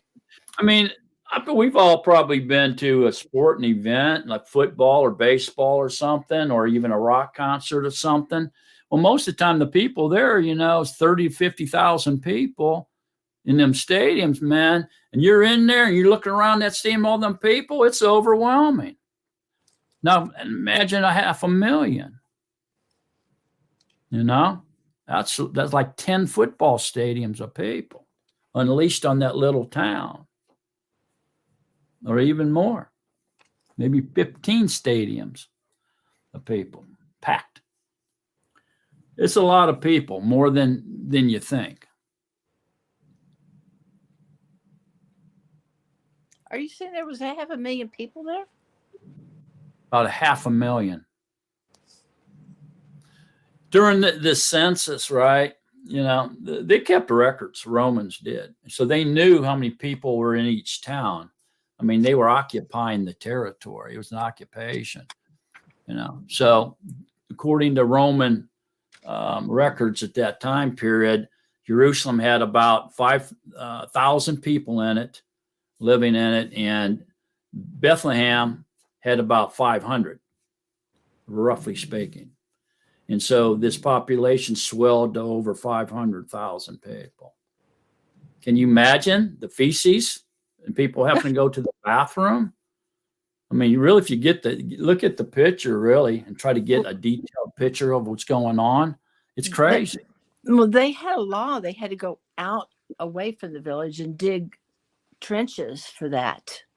Yeah, they had to go outside the walls. At least definitely had to go outside of the set apart place for sure.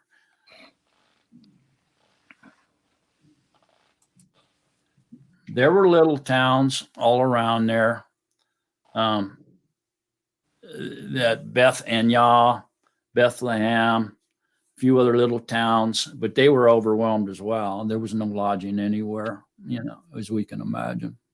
Hey, sorry, I kind of have to go because I'm being a bit sick, so you know I can't really stay long. All right, Draz. Hope you feel better, man. Thanks. See you next See you week. next time. Yeah, see you next week. Bye. Love you. Bye. Love you too. Bye. All righty then. Any other questions or anything jumping out at anybody at this point? Okay, Phyllis, let's go. And when 8 yeomen were completed for him to be circumcised, his name was called Yahusha, the name given by the messenger before he was conceived in the womb. And when the yeomen of her cleansing, according to the Torah of Moshe, were completed, they brought him to Jerusalem to present him to Yahuwah, as it has been written in the Torah of Yahuwah, every male who opens the womb shall be called set apart to Yahuwah, and to give an offering according to what is said in the Torah of Yahuwah, a pair of turtle doves or 2 young pigeons. Okay, stop. Okay, so this is very interesting. The days of her cleansing, according to Torah of Moshe, were completed. They brought him to Jerusalem to present him to Yahuwah. And then back here, and when 8 days were completed, that would have been the last day of Tabernacles, for him to be circumcised, his name was called Yahusha. So they circumcised him, named him Yahusha, and then they had to wait because they were under strict Torah command as a cleansing ritual. Okay, and so for a boy, that would have been 33 days. And so they waited, they had to wait, they had to stay there for Tabernacles anyway. And so they waited, and on the 8th day, they circumcised him. Then they had to wait 33 days for cleansing, of her cleansing, because she had a baby boy. The girls were double. And so 33 days plus 8 days, 41 days, now they spent in Jerusalem for these purposes. And then after her cleansing time was over, according to Torah, then they had to go to the temple and offer 2 turtle doves and 2 young pigeons as a sacrifice to Yahweh. Okay, and so that would probably took at least another day. So we can probably safely say that they were in Jerusalem for 42 days. No talking about any Magi at this point. Go ahead, Phyllis. Mark, I'm confused because it says here that they brought him to Jerusalem to present him. It didn't say they were already there. It just said they brought him. Yeah, they were probably hanging around down there around Bethlehem, the city of David, which was only a couple miles from Jerusalem anyway. Okay. That's where Joseph was from. So he no doubt had relatives there and knew people there. He was raised there. And so bringing them to Jerusalem would have been, a jump, skip, and hop just, away. It wasn't that far off. I think it's a mile and a half. It may be 2 miles. I can't remember now the exact distance from Bethlehem to Jerusalem, but it's not far. Go ahead, Tad. Something else that just kind of, I don't know why it jumped out at me, but it says that they gave the offering according to what is said in the Torah of Yahuwah, a pair of turtle doves or 2 young pigeons, which, if I remember right, was the offering for if you couldn't afford the regular offering. That was basically the offering of a poor person, which kind of tells me maybe that's why they didn't have a tent. Maybe they couldn't afford it. Oh, maybe. Maybe they couldn't afford to stay in a better, to get lodging like that. It all kind of comes down to maybe that's all why, part of the reason they were in that animal shelter, that in that muck and the mire, they weren't very well off either. In the hamper. If we turn to Leviticus 12, we'll find out. So go to Leviticus 12.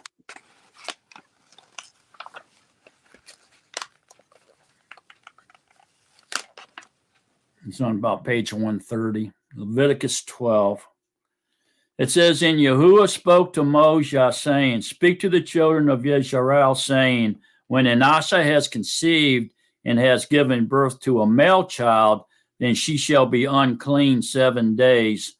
As in the days of her monthly separation, she is unclean. And on the 8th day, the flesh of his foreskin is circumcised. So she's unclean during that week.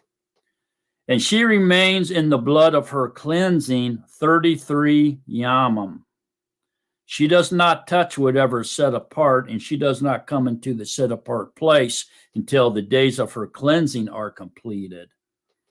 But if she gives birth to a female child, then she shall be unclean for 2 weeks, as in her monthly separation, and she remains in the blood of her cleansing for 66 days. And when the yamim of her cleansing are completed, for a son or for a daughter, she brings to the priest a lamb a year old as a burnt offering, and a young pigeon or a turtle dove as a sin offering to the door of the tent of meeting. And he shall bring it before Yahuwah and make atonement for her, and she shall be cleansed from the flow of her blood. This is the Torah for her who has given birth to a male or a female. And if she is not able to bring a lamb, then she shall bring 2 turtle doves or 2 young pigeons. One is a burnt offering, and the other is a sin offering. And the priest shall make atonement for her, and she shall be clean. So there you go, Ted. So you're right on. Any questions, comments on that? What was going on at that time?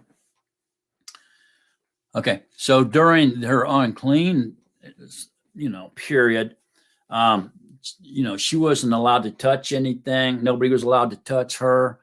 It's just, she was just like isolated, man. All right. So, yeah, maybe she was in a tent. If she was, Joseph wasn't allowed to go in there because she was unclean. So that brings up even some more questions, gives you a little bit more of a vision what was going on there. So somehow she had to be put away until her time of uncleanness was over. Kind of amazing, isn't it? And that tells us also that they didn't have to go to the temple to circumcise a male child. They could have they circumcised him right out there wherever they were at, because she wasn't allowed to go there, unless Joseph took the baby up to Jerusalem and did it and then brought the baby back. I mean, I guess that would be a possibility. But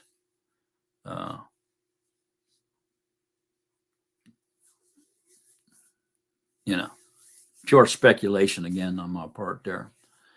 Okay, we can come up with different scenarios, but it doesn't really say. We just know he was circumcised on the 8th day. And Mary was isolated because of the Torah, commands in the Torah. All right. So we all see what's going on here. Let's go, Phyllis. And see, verse 25, and see, there was a man in Jerusalem whose name was Shimon, and this man was righteous and dedicated, looking for the comforting of Israel. And the Ruach HaKodesh was upon him, and it had been revealed to him by the Ruach HaKodesh that he would not see death before he sees the Messiah of Yahuwah. And he came in the Ruach into the Kodesh place, and as the parents brought in the child, they both came. Both parents came. And that was afterwards. That was like 42 days later. He was circumcised on the 8th day. Okay. And as the parents brought in the child to do for him according to the usual practice of the Torah, then he took him up in his arms and blessed Elohim and said, "Now let your servant go in peace, master, according to your word, for my eyes have seen your deliverance, which you have prepared before the face of all the peoples, a light of revelation for the nations and the esteem of your people, Israel." And Yusuf and his mother were marveling at what was said about him. And Shimon blessed them and said to Miriam, his mother, "See, this one is set for a fall and rising of many in Israel, and for a sign spoken against. And a sword shall pierce through your own being also, so as to reveal the thoughts of many hearts." Okay, hang on a minute. Okay, so here we see that this guy that has the Ruach in him that's hanging around the temple there has just said a prophecy. And what really jumped out at me here is Joseph and his mother Miriam were marveling at what was said about him. And so that shows me right there that when we start talking about Miriam had doubts about him, that this kind of shows us that she didn't really understand what was going on, her nor Joseph, even though a messenger talked to Joseph and told him what was going on. And Miriam also had a messenger talk to her, told her what was going on, that they seemed to be in doubt here and was marveling at what was being said and told to him. So this shows us that they were in the mind of the flesh. Everybody seeing what I'm saying? Mm-hmm. Okay, let's continue on then. Ike, you got? Yeah. I've always wondered what was the purpose of a guy that wanted to see the Mashiach before he died, and now I know. I mean, it's kind of amazing Yah set that in place because he knew the women would still have doubt. It's just so amazing. Yeah. That's it. Anybody else got any comments, questions? Okay, Phyllis, let's go. 32, a light of revelation for the nations and the esteem of your people, Israel. And Yusuf and his mother were, I'm sorry, I read this, didn't I? Yeah, you're in 36. I'm sorry. And there Okay. was Canna, a prophetess, a daughter of Peniel of the tribe of Asher. She was advanced in years and had lived with a husband 7 years from her maidenhood. And she was a widow of about 84 years. Wow. Who did not leave the set apart place, but served Elohim with fastings and prayers, Lila and Yom. Okay, hang on a minute. Okay, so this prophetess here, obviously living up around in the temple area. How old was she at this particular point? Not at 91. She was probably 100, over 100. Yeah, she was definitely over 100. Yeah, so she was at her maidenhood, which would back then would have been 14 or 15. Plus 7 years she was married is puts her 22, and now she's been a widow for 84 years, and so that makes her 106 years old, maybe 107. So she's a pretty old gal. She was a prophetess. Okay, so let's continue on, Phyllis. Oh, a cardinal just killed itself in my door. Oh, I'm really? sorry. Flew into it? Yeah. Yeah. And I'm echoing. Are you echoing? Oh, I'll be right back then. I'm going to check on my cardinal.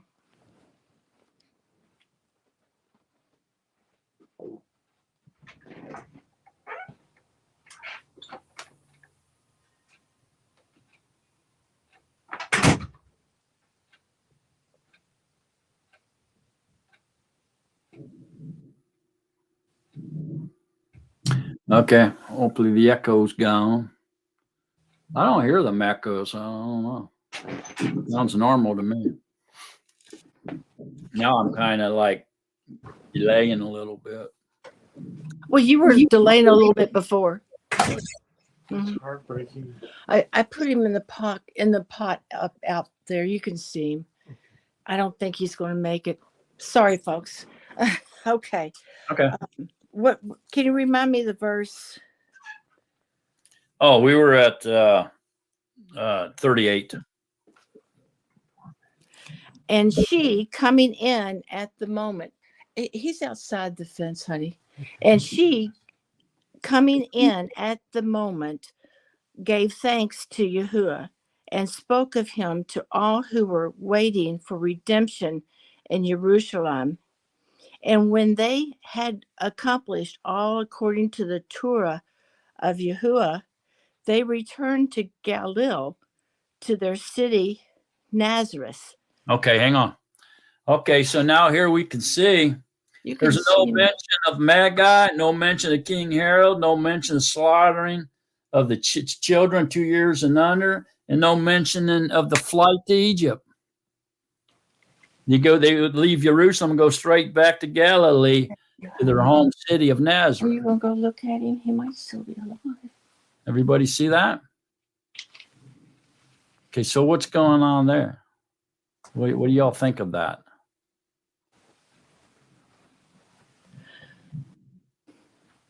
Well, you're almost making me think that the other stuff didn't happen. Is that what the point you're trying to make? Because you mention it all the time. No, I'm not trying to make any point. I'm asking your opinion. Why is there no mention of the Magi, Herod, the slaughter of the 2 years old and under, or even the flight to Egypt and the death of King Herod, and they come back? There's nothing. Well, we haven't gotten there yet. For one thing, the child was 2 years old before the Magi came. That's in Matthew. I'm talking about Luke here. The very next verse puts him at 12 years old. Well, I'm saying that. Oh, okay. Well, because up to this point, we hadn't gotten there. And we're not going to get there. Okay. It's not in here. Okay. Well, we got to see for ourselves. Okay. Ted, you got something, Ted? Okay, let's continue on then. Okay. And the child grew and became strong in the Ruach, being filled with wisdom, and the favor of Elohim was upon him. And his parents went to Jerusalem every year at the festival of the Passover. And when he was 12 years old, they went up to Jerusalem according to the practice of the festival. Okay, hold on a minute. So this is the only place in Scripture here that even mentions Yahusha's childhood. And it's at 12 years old. And it's at the Feast of Passover. Okay. So here's the only time we get a glimpse into Yahusha's childhood right here. You're not going to find anything about his childhood anywhere else. Okay. So we're going straight from them leaving Jerusalem after 42 days after the Feast of Tabernacles. They leave Jerusalem and they go back home to Nazareth, period. The next thing we know, he's 12 years old. So why is there no mention in Luke of the Magi, King Herod, the slaughter of 2-year-old and under in Bethlehem, or the flight to Egypt and then the return back to Nazareth from Egypt? Now, and we know there's prophecy in Scripture about that, right? Does it not say, I'll call my son out of Egypt? Yeah, there is. And Rachel crying for her children, or I don't know where that is. Rachel crying for her children. That's in prophecy also. Yeah, that would be talking about the slaughter of 2-year-olds and under that King Herod did. So we know there's prophecy, but there's nothing here in Luke. Why? No eyewitnesses were aware of it? Well, the eyewitnesses would have been aware of it, but perhaps Luke never spoke to any eyewitnesses about this. Nobody ever told him about it. So maybe he did not know it, right? Maybe he wasn't made aware of it by anyone. So he didn't write it down. I mean, a lot of people try to say, well, he must have seen that there was no real reason to mention it. But to me, I mean, that's huge. Why would he say, well, that's not important to mention? That don't sound right to me. Tad, go ahead. The only thing I can think of is that it says at the very beginning of chapter 1, and we know that in Acts, that he's writing these things to this most excellent Theophilus. Now, did this guy like hire him to give him all these accounts? And if so, did this guy Theophilus have say over what Luke wrote about or what he researched? And so he's told him, don't worry about that kind of stuff. You know, that's the only thing I can think about, is that this guy Theophilus, you know, I'm not worried about that. So don't go after that. Don't pursue that. Just these other things. I mean, maybe, you know. The only thing that comes to my mind on that is how would this Philopios guy even know? If he hired Luke to go out and find out everything about this, maybe he didn't even know about it. You know, if he knew about everything, why would he bother hiring Luke to go research and investigate all this? And that's the only thing that comes to my mind. But yeah, I mean, you know, it could be. Go ahead, Phyllis. My thought is we don't know the political persuasion of Theophilus. Maybe Luke did not want to offend him by mentioning Herod's behavior. Yeah, I mean, again, maybe. You know, it really doesn't tell us why. And so here again, everything is speculation. And so for me, the way I get my mind wrapped around this is that since he was out seeking out eyewitnesses, that nobody that he talked to ever mentioned this, you know, and so maybe somehow he heard someone said, yeah, after they left Jerusalem, they went back to Nazareth, and he grew up in Nazareth. Maybe they failed to say, oh, by the way, I forgot, you know, they had to flee to Egypt. They were over in Egypt a few years before they came back to Nazareth. And so maybe they didn't know it, or they just left it out and didn't tell Luke. And therefore, he's got them going straight back home to Nazareth, not understanding that they had to flee to Egypt and stayed in Egypt until Herod died. How long in Matthew does it say that they stayed in Egypt until they got word that Herod died? And then they heard that once they got back into Israel, they heard that Herod's son had taken over.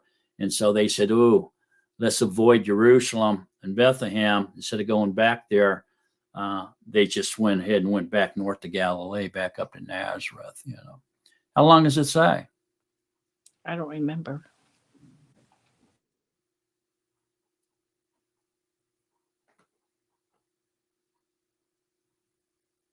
It really doesn't say. It just says until the death of Herod. Yeah, so we really don't know when Herod died and his son took over, although it's available to us. You know, I'm sure there's a record of it. I think I used to know that, but for some reason it's kind of slipping my mind. But let's see.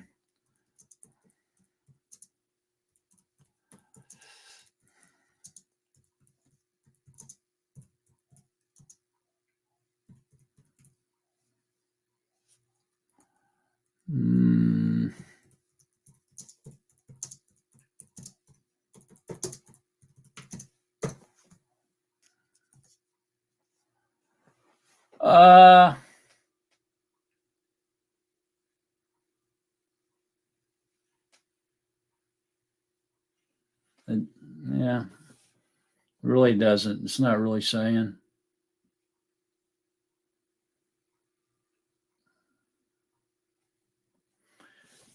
What came up was it saying that Yahusha was about 4 years old when Herod died, and they came back.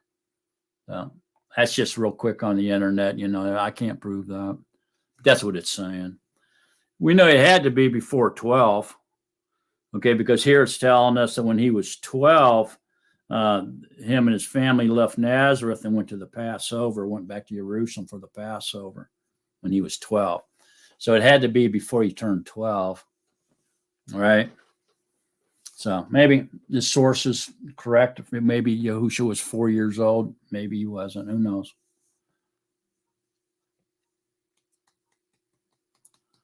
We know he was about 2 years old when they left.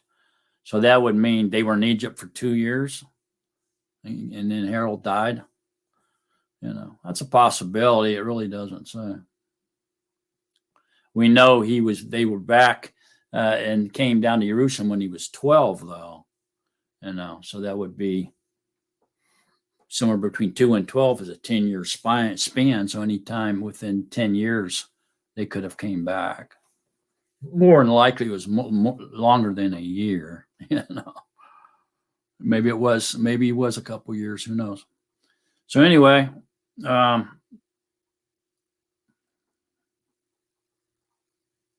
any questions or comments now at this point? Okay. Well, let's continue on then, Phyllis. When they had accomplished the yeoman, as they returned, the child Yahusha stayed behind in Jerusalem, and his parents did not know it. But thinking he was in the company, they went a yom's journey and were seeking him among the relatives and friends.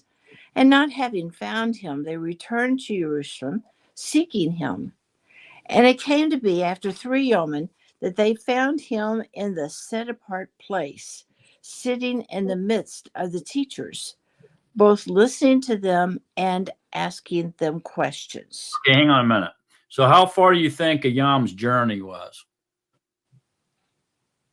I don't know. What was a yom's journey, do you suppose? I mean, how fast do people walk? I mean, remember now they were in a company. This was like a caravan. It wasn't just them walking alone. So they would have been slowed down by the caravan just by walking with so many other people. So we can assume that it was like 10 to 15 miles a day they could travel. Okay. And, but what really jumps out at me here is 46. And it came to be after 3 days that they found him in the set apart place. Why did it take them 3 days to find him? What's going on?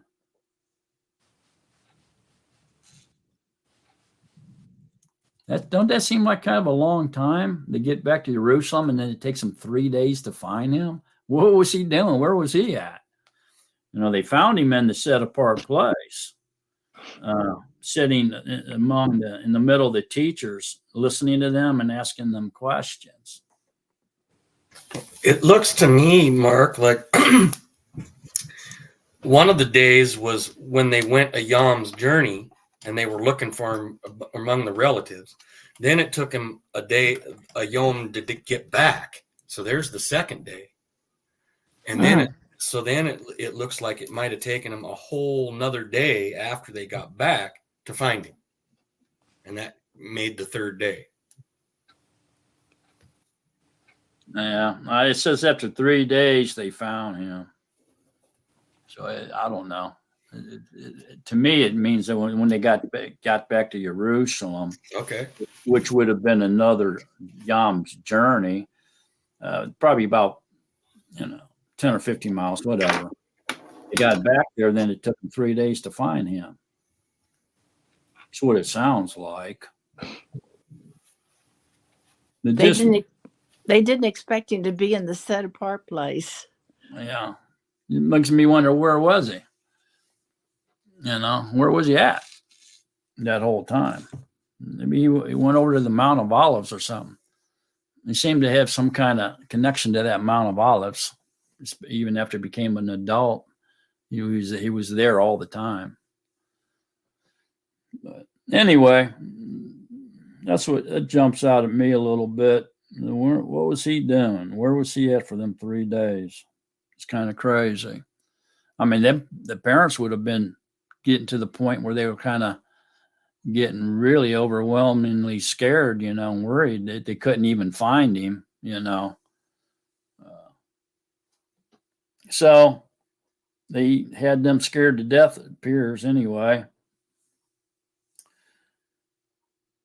Okay, Phyllis, let's go ahead. And all who heard him were astonished at his understanding and answers. And having seen him, they were amazed. And his mother said to him, "Son, why have you done this to us? See, your father and I have been anxiously seeking you." And he said to them, "Why were you seeking me? Did you not know that I had to be in the things of my Father?" But they did not understand the word which he spoke to them. And he went down with them and came to Nazareth and was subject to them. But his father kept all these matters in her heart. His mother, kept all these matters in her heart. And Yahusha increased in wisdom and stature and in favor with Elohim and men. All right. Thank you, Phyllis. Okay, so amazingly here, it says, "Son, why have you done this to us? See, your father and I have been anxiously seeking you." So why is she referring to Joseph as his father when she knows that the father is the Ruach HaKodesh, because she was told that, and she was a virgin. She didn't have sex with Joseph. She knew who his father was. Why is she saying your father here? Because she's still in the mind of the flesh. And go ahead, Phyllis. And because she didn't want to have to answer a dozen questions about why he's not his father. Yeah, that could be too. Yeah, your father and I have been anxiously seeking for you. And so by the law, he was his father, by law. Right. And so since he was married to his mother by law, he was his legal father. And so everybody would have recognized that Joseph was his father. And like you said, she ain't about to try to explain that. Right. Go ahead, Phyllis. May I ask Ike or anybody else who has a large print B1V, how verse 49 reads, that second sentence? Did you not know that I had to be in the... I remember it used to be about my father's business, but... I'll read 49. And he said to them, why were you seeking me? Did you not know that I had to be in the things of my father? Okay. That's not very clear to me. I'm going to have to ask my husband. Okay, so what does that mean? When he said to them, Yahusha said to them, why were you seeking me? What does that mean? Is he insinuating that they're not his parents? Why did he deny Miriam and his brothers when they came seeking him? Why did he deny Miriam when the woman said, blessed is the breast that feed you, or you suckled it? And he denied her. Why is he saying this? And he said to them, why were you seeking me? Did you not know that I had to be in the things of my father? Is he denying their parental rights to him? What's he doing then? Sounds to me like he is. What's he saying? What's he doing? Why is he saying something like that to them? Go ahead, Ted. He's basically telling them at that point who he is. And a lot of the reason that they seem to be denying him is because of their unbelief. They had unbelief. He would call the people that had belief his brothers and sisters and father and mother. He says, look at these are my brothers and sisters and father and mother. That, of course, I don't know if he started doing that when he was 12, but why did he say on the stake, behold your son, and then to Eleazar, behold your mother? Was he denying her parental rights to him? What was he doing then when he said that? He was turning over the rights of the firstborn child to Eleazar because he was dying. Okay, so to me, this is kind of an astonishing statement by Yahusha. Why were you seeking me? And then it says in 50, but they did not understand the word which he spoke to them.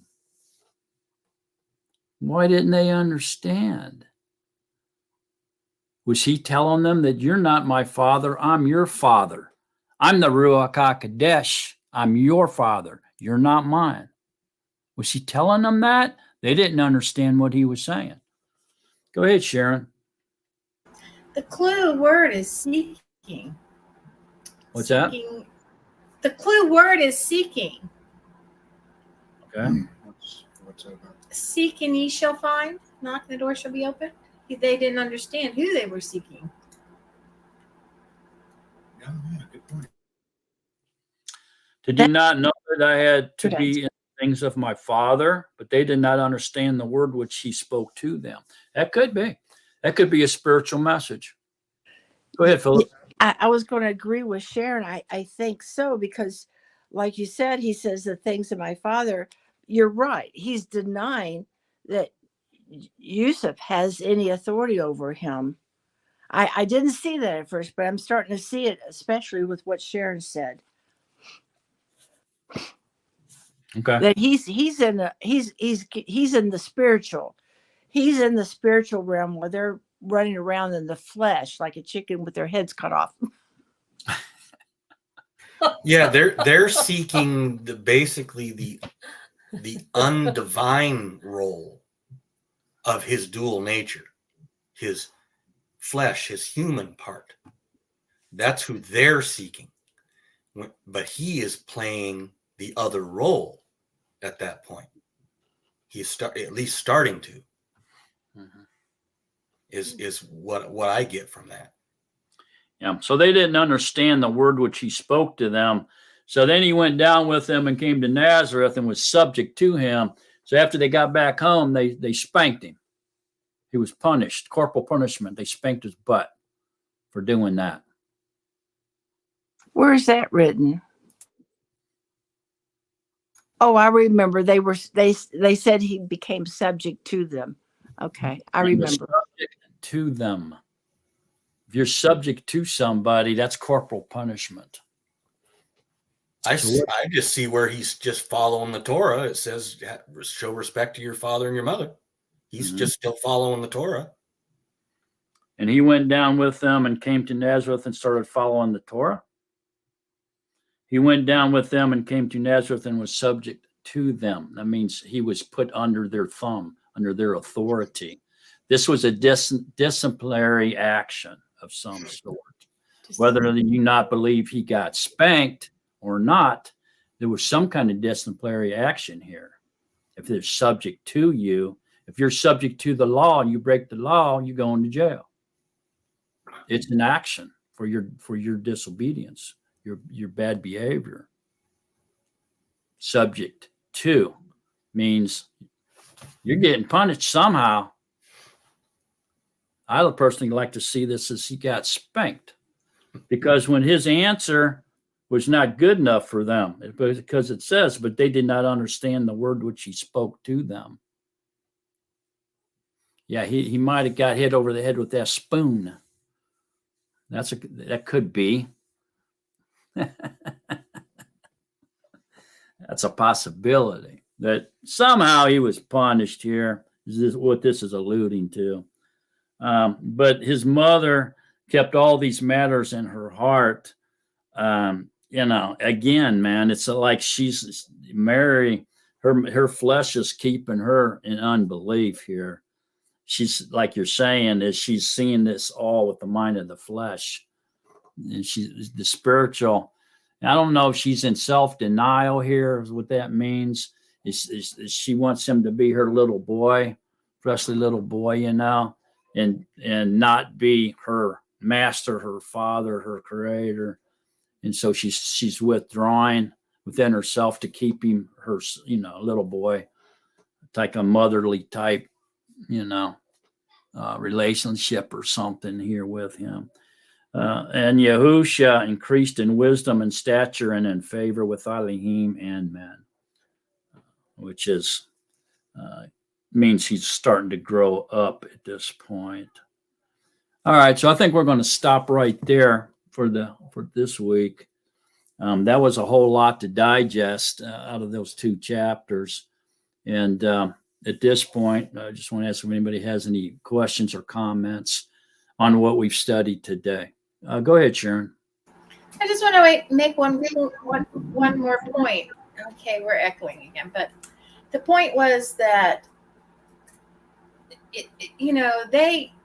he's to honor the mother and father, but they didn't realize that he wrote those commandments, and that he was trying to show them, you're my mother and father, but I wrote these. So he was trying to tell them, who he was and to seek him. Yeah, that's why I presented that question. Did he know that he was her father, that they weren't his parents? And so if so, then he wasn't disobeying the fifth commandment. They were disrespecting him. You see what I'm saying? So, who knows the mind of the Ruach, right?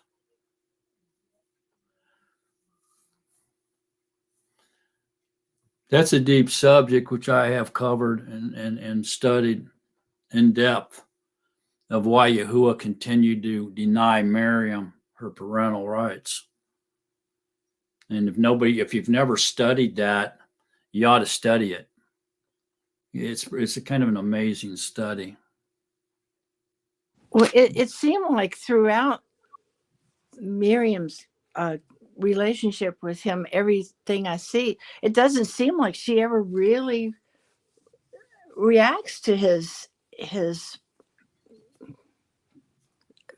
I can't think it is divine nature. Yes. Yeah, I know. And then also, like I say, if look at it this way, he's Yahuwah. Okay, he sent his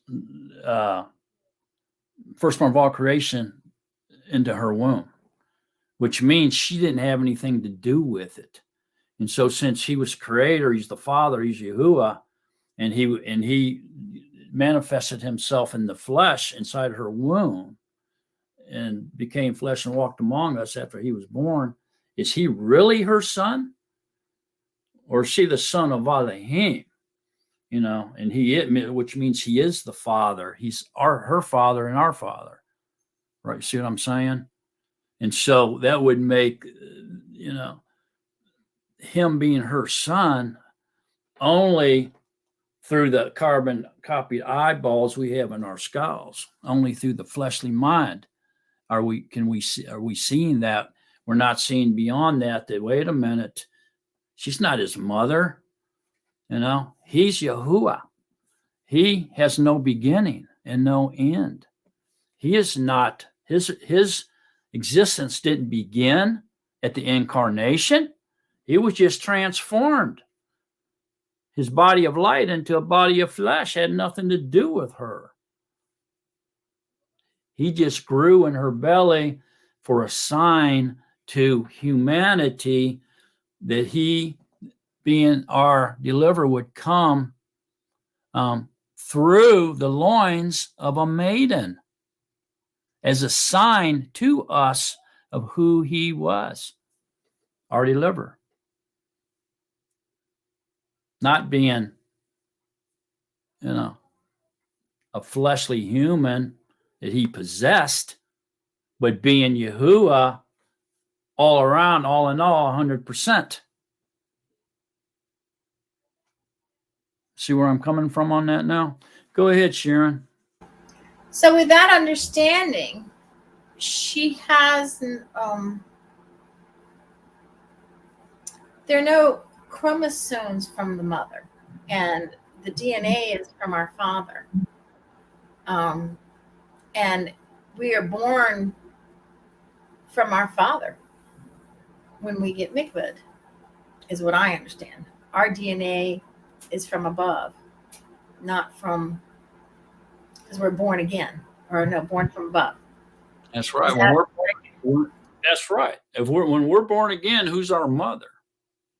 We only have a father. There's only one chromosome then, right?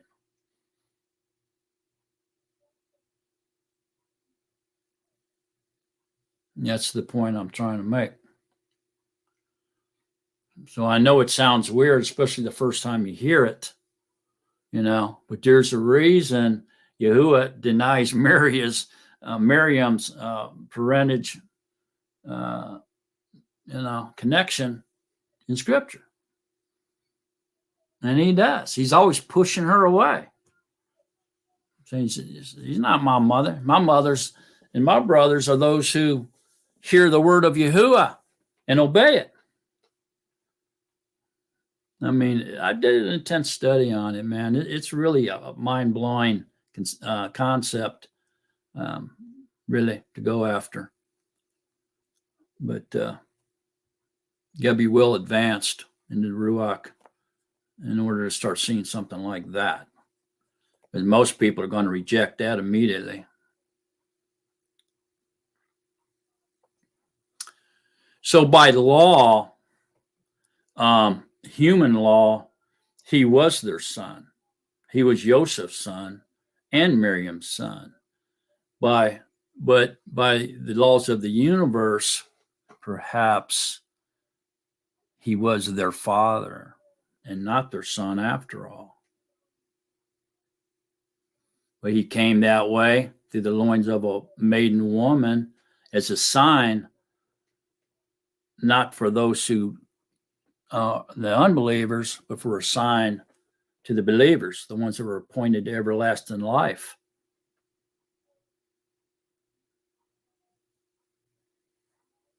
Because he didn't have to do it that way.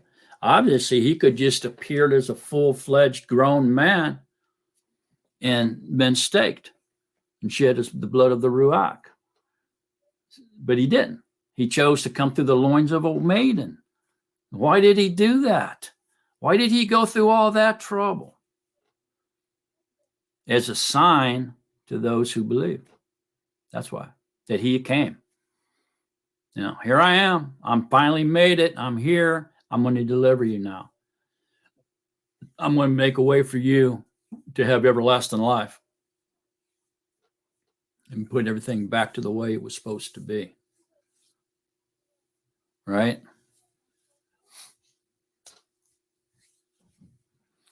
Any more questions or final thoughts or comments on today's lesson, today's study? A pretty powerful one. Sure went over a lot of stuff. I don't really know how them 2 chapters brought all this about, but it surely did. And we'll go back and start back on chapter 3 next week then. And Luke really picks up steam as you get into it.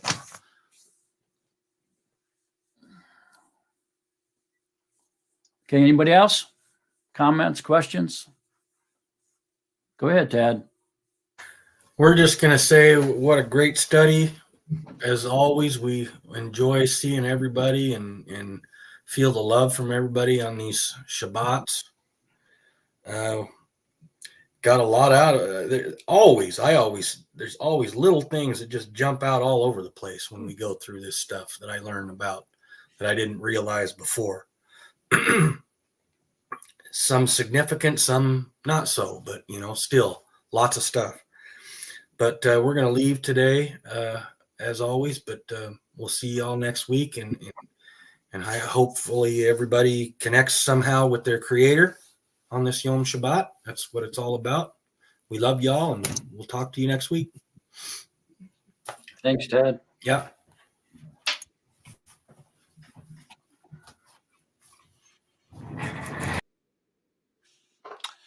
Okay.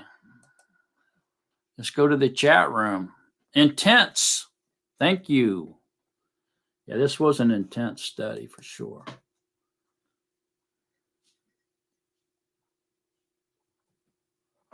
This is interesting. Mankind is created by the one, not 2 fleshly beings.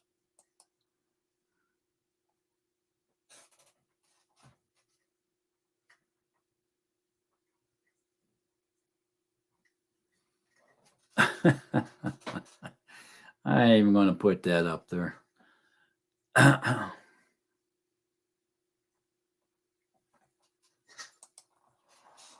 Flesh and blood can't comprehend the Ruach things until she was born again. She couldn't understand. Speaking of Miriam.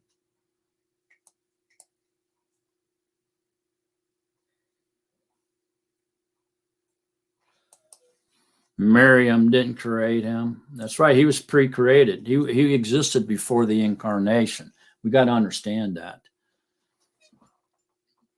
And to not acknowledge that his existence was before pre-incarnation leaves us really in the dark. It's amazing how many sects teach that, though. That he came into existence at the incarnation. So I'm not seeing any questions here. Okay. I has a question. No, I was just going to say, Mark, we're going to take off, man. We really appreciate it. Okay. Thank you so much. You're welcome. Thanks for coming. Shalom. Shabbat shalom.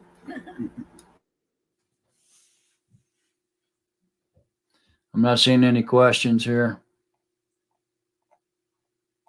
in the chat room. Okay. Anybody else?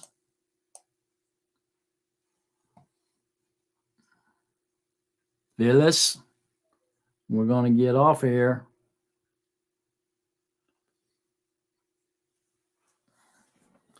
All right, then, folks, I'm going to take us out with the priestly blessing.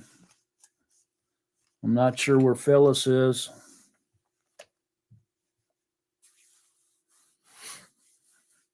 Kate, how you doing? You doing all right? I'm doing great. It's a great study. I learned a lot, as always. Like Tad said, every time you go over something, even if you've gone over it before, you pick up little bits, and that's how I feel too. Yeah. Very grateful. Yeah. Okay, let's do the priestly blessing. Get out of here. I don't know where Phyllis went. So, and Yahuwah spoke to Moses, saying, "Speak to Aaron and his sons, saying, this is how you bless the children of Yisrael. Say to them, Yahuwah bless you and guard you. Yahuwah make his face shine upon you and show favor to you. Yahuwah lift up his face upon you and give you shalom. Thus they shall put my name on the children of Yisrael, and I myself shall bless them." Baruch haba b'shem Yahuwah. Baruch haba b'shem Yahuwah. All Thank you right. very much. I love you. It's been a great Love you. study. Thank you. See you next week. See you next week. Bye. Bye-bye.